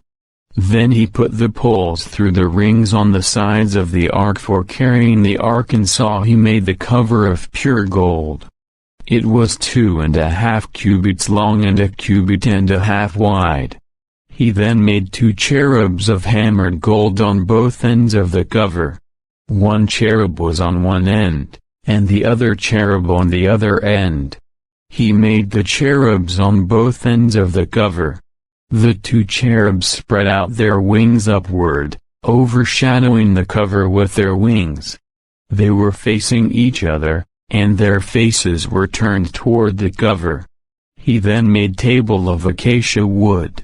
It was 2 cubits long, 1 cubit wide, and 1.5 cubits high. And he overlaid it with pure gold and made a border of gold around it. Next he made a rim width of a handbreadth to go around it and a border of gold to go around rim. For R, he cast 4 rings of gold for it and placed rings on 4 corners where 4 legs were attached. The rings were near rim, as holders for poles used for carrying table. Then he made poles of acacia wood and overlaid them with gold for carrying table. After that he made out of pure gold utensils that went on table, its dishes, its cups, its bowls, and its pitchers from which drink offerings would be poured. Then he made lampstand of pure gold. He made lampstand of hammered work. Its base, its stem, its cups, its knobs, and its blossoms were one piece. 6 branches were extending out from its stem, 3 branches of lamps from its one side, 3 branches from its OR side. 3 cups shaped like almond flowers were on one set of branches, with knobs blossoms alternating, 3 cups shaped like almond flowers were on or set of branches, with knobs blossoms alternating. This was done for 6 branches extending out from stem of lampst. And on stem of lampst were 4 cups shaped like almond flowers, with knobs blossoms alternating. There was a knob under first 2 branches that extended out of stem, a knob under next 2 branches, a knob under next 2 branches, for 6 branches extending out from stem of lampst. The knob's branches whole lampst were made to be one piece of pure, hammered gold. Then he made its 7 lamps, its snuffers, its fire holders out of pure gold. He made it, along with all its utensils, from a talent of pure gold. He now made altar of incense out of acacia wood. It was square, a cubit long, a cubit wide, 2 cubits high. Its horns were one piece with it. He overlaid it with pure gold, its top surface, its sides, all around its horns. He made a border of gold around it. He made 2 rings of gold for it below border on 2 opposite sides to hold poles used for carrying it. After that he made poles of acacia wood, overlaid them with gold. He also made holy anointing oil, pure, perfumed incense, skillfully blended. Chapter 38 verses 1 to 31. He made the altar of burnt offering out of acacia wood. It was square, 5 cubits long, 5 cubits wide, and 3 cubits high. Then he made its horns on its 4 corners. Its horns were one piece with it. Next he overlaid it with copper. After that he made all the utensils of the altar, the cans, the shovels, the bowls, the forks, and the fire holders. All its utensils he made of copper. He also made a grating for the altar, a network of copper, under its rim, down toward its center. He cast 4 rings on the 4 corners near the grating of copper, as holders for the poles. After that he made the poles of acacia wood and overlaid them with copper. He inserted the poles into the rings on the sides of the altar for carrying it. He made the altar in the form of a hollow chest of planks. Then he made the basin of copper and its copper stand. He used the mirrors of the women who were organized to serve at the entrance of the tent of meeting. Then he made courtyard. For south side of courtyard, facing south, he made hanging curtains of fine twisted linen, for 100 cubits. There were 20 pillars and 20 socket pedestals of copper, and hooks of pillars and their connectors were of silver. Also, for north side, were 100 cubits of hanging curtains. Their 20 pillars and 20 socket pedestals were of copper. The hooks of pillars and their connectors were of silver. But for west side, hanging curtains were for 50 cubits. There were 10 pillars and 10 socket pedestals, and hooks of pillars and their connectors were of silver. The width of east side, toward sunrising, was 50 cubits. There were 15 cubits of hanging curtains on one wing, with 3 pillars and 3 socket pedestals. And for OR wing on OR side of entrance of courtyard, were hanging curtains for 15 cubits, with 3 pillars and 3 socket pedestals. All hanging curtains around courtyard were of fine twisted linen. The socket pedestals for pillars were of copper, hooks of pillars and their connectors were of silver, tops were overlaid with silver, and were silver fasteners for all pillars of courtyard. The screen of entrance of courtyard was woven of blue thread, purple wool, scarlet material, and fine twisted linen. It was 20 cubits long and 5 cubits high, same height as hanging curtains of courtyard. Their 4 pillars and her 4 socket pedestals were made of copper. Their hooks were of silver, and her tops and connectors were overlaid with silver. All tent pins for tabernacle and around courtyard were of copper. The following is inventory of tabernacle of testimony, which was inventoried at command of Moses, as a responsibility of Levites under direction of Thamar son of Aaron priest. Bezalel son of Uri son of Hur of tribe of Judah did all that Jehovah had commanded Moses. With him was Eliab son of Ahisamach of tribe of Dan, a craftsman, an embroiderer, a weaver of blue thread, purple wool, scarlet material, fine linen. All gold that was used for all work of holy place equaled amount of gold of wave offering, 29 talents 730 shekels by street hard shekel of holy place. And silver of one's register of assembly was 100 talents 1775 shekels by street hard shekel of holy place. The half shekel for each individual was half a shekel by street hard shekel of holy place for every man who was among those registered from 20 years of age up, amounting to 603,550.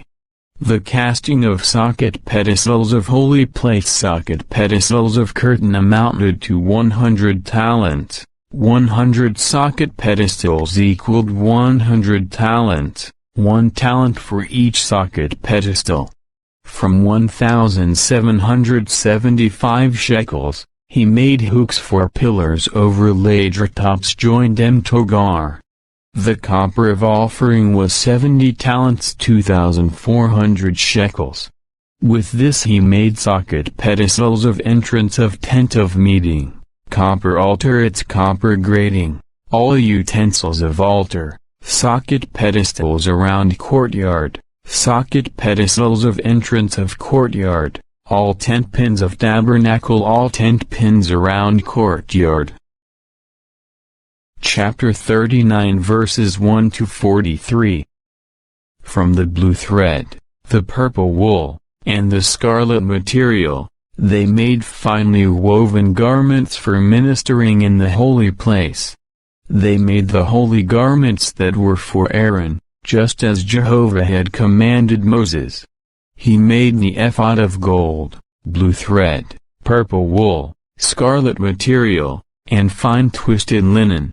They hammered plates of gold into thin sheets, and he cut it into threads to work in with the blue thread, the purple wool, the scarlet material, and the fine linen, and it was embroidered. They made shoulder pieces for it that were attached, and it was joined to them at its 2 edges.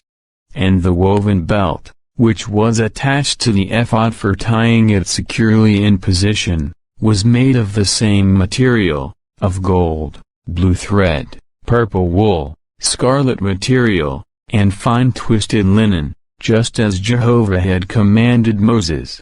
Then they mounted the onyx stones in gold settings, and they engraved them with the names of the sons of Israel, as they would engrave a seal. He placed them on the shoulder pieces of the ephod as memorial stones for sons of Israel, just as Jehovah had commanded Moses. Then he made breastpiece with workmanship of an embroiderer, like workmanship of ephod, out of gold, blue thread, purple wool, scarlet material, and fine twisted linen. It was square when doubled. They made breastpiece, which, when doubled, was as long and as wide as span of hand. They set 4 rows of stones in it.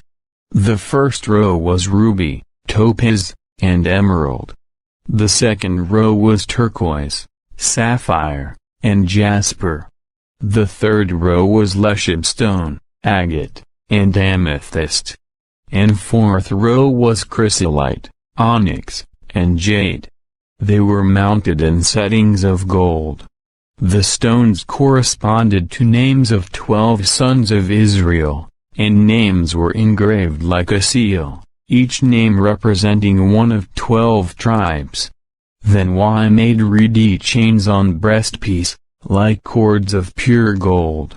And Y made 2 settings of gold and 2 rings of gold and attached 2 rings to 2 corners of breastpiece. After that Y put 2 cords of gold through 2 rings at corners of breastpiece. Then Y put 2 ends of 2 cords through 2 settings and attached them to shoulder pieces on front of ephod. Next Y made 2 rings of gold and set them at 2 ends on inside edge of breastpiece, facing ephod. Then Y made 2 more rings of gold and put them on front of ephod, below 2 shoulder pieces, close to where it is joined, above woven belt of ephod. Finally, Y tied breastpiece with a blue cord from its rings to rings of ephod, in order to keep breastpiece in its place on ephod, above woven belt, just as Jehovah had commanded Moses. Then he made sleeveless coat of ephod, woven by a loom worker, all of blue thread. The opening of sleeveless coat was in middle of it, like opening of a coat of mail. Its opening had a border around it, so that it would not be torn. Next Y made on hem of sleeveless coat pomegranates of blue thread, purple wool, scarlet material, twisted togar. And Y made bells of pure gold, put bells in between pomegranates all around hem of sleeveless coat. In between pomegranates, Y alternated a bell of pomegranate, all around hem of sleeveless coat, which was used for ministering, just as Jehovah had commanded Moses. And Y made robes of fine linen, woven by a loom worker, for Aaron his sons, turban of fine linen, ornamental headgear of fine linen, linen shorts of fine twisted linen, sash of fine twisted linen, blue thread, purple wool, scarlet material woven togar, just as Jehovah had commanded Moses. Finally, Y made shining plate, holy sign of dedication, out of pure gold, inscribed on it an inscription as one would engrave a seal. Holiness belongs to Jehovah. They attached to it a cord made from blue thread in order to put it on turban, just as Jehovah had commanded Moses. So all work for tabernacle, tent of meeting, was completed. Israelites did everything that Jehovah had commanded Moses. They did just so. Then Y brought tabernacle to Moses, tent all its utensils, its clasps, its panel frames, its bars, its pillars, its socket pedestals, its covering of ram skins dyed red, its covering of sealskins, curtain for screen, ark of testimony, its poles cover, table, all its utensils, showbread, lamps of pure gold, its lamps, row of lamps, all its utensils, oil for lighting, altar of gold, anoint oil, perfumed incense, screen for entrance of tent, altar of copper, its grit of copper, its poles, all its utensils, basin, its street, hang curtains of courtyard, its pillars, its socket pedestals, screen for entrance of courtyard, its tent cords, its tent pins, all utensils for service of tabernacle, for tent of meat, finely woven garments for minister in sanctuary, holy garments for Aaron priest, garments of his sons for serve as priests. According to all that Jehovah had commanded Moses, that was how Israelites did all work. When Moses inspected all her work, he saw that Y had done it just as Jehovah had commanded. Moses blessed him. Chapter 40 verses 1 to 38. Then Jehovah said to Moses, on the first day of the first month, you are to set up the tabernacle, the tent of meeting. Place the ark of the testimony in it, and screen off the ark with the curtain. You are to bring the table in and arrange the things that belong on it, and bring in the lampstand and light its lamps. Then put the golden altar for incense before the ark of the testimony and put the screen for the entrance of the tabernacle in place. You are to put the altar of burnt offering before the entrance of the tabernacle, the tent of meeting, and place the basin between the tent of meeting and the altar and put water in it. Then set up the courtyard around it and put up screen for entrance of courtyard. Next you are to take anointing oil and anoint tabernacle and all that is in it, and sanctify it and all its utensils, so that it will become something holy. You are to anoint altar of burnt offering and all its utensils and sanctify altar, so that it will become a most holy altar. And anoint basin and its stand and sanctify it. Then bring Aaron and his sons near to entrance of tent of meeting, and wash them with water. And you are to clothe Aaron with holy garments and anoint him and sanctify him, and he will serve as priest to me. After that bring his sons near, and clothe him with robes. You are to anoint him just as you anointed your father, so that Y will serve as priests to me. Anointing will serve continually for him as a lasting priesthood during her generations. Moses did according to all that Jehovah had commanded him. He did just so. In first month, in second year, on first day of month, tabernacle was set up. When Moses set up tabernacle, he put its socket pedestals down, set up panel frames, put its spars in, set up its pillars. He spread out tent over tabernacle, placed covering of tent over it, just as Jehovah had commanded Moses. After that he took testimony, put it into ark, placed poles on ark, put cover on ark, and saw he brought ark into tabernacle, put curtain of screen in place, screened off ark of testimony, just as Jehovah had commanded Moses.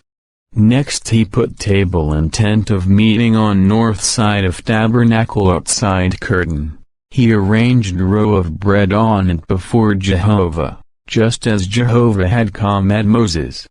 He placed lamps in tent of meeting in front of table, on south side of tabernacle. He lit lamps before Jehovah, just as Jehovah had commanded Moses. He next placed golden altar and tent of meeting before curtain, in order to make perfumed incense smoke on it, just as Jehovah had commanded Moses. Then he put screen for entrance of tabernacle in place.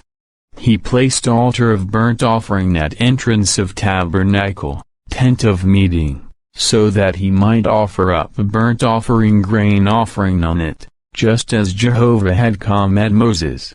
He placed basin between tent of meat altar, put water in it for a wash. Moses, Aaron his sons washed their feet at it.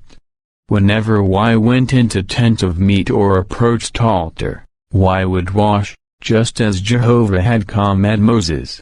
Finally he set up courtyard around tabernacle altar, put up screen for entrance of courtyard. So Moses finished work.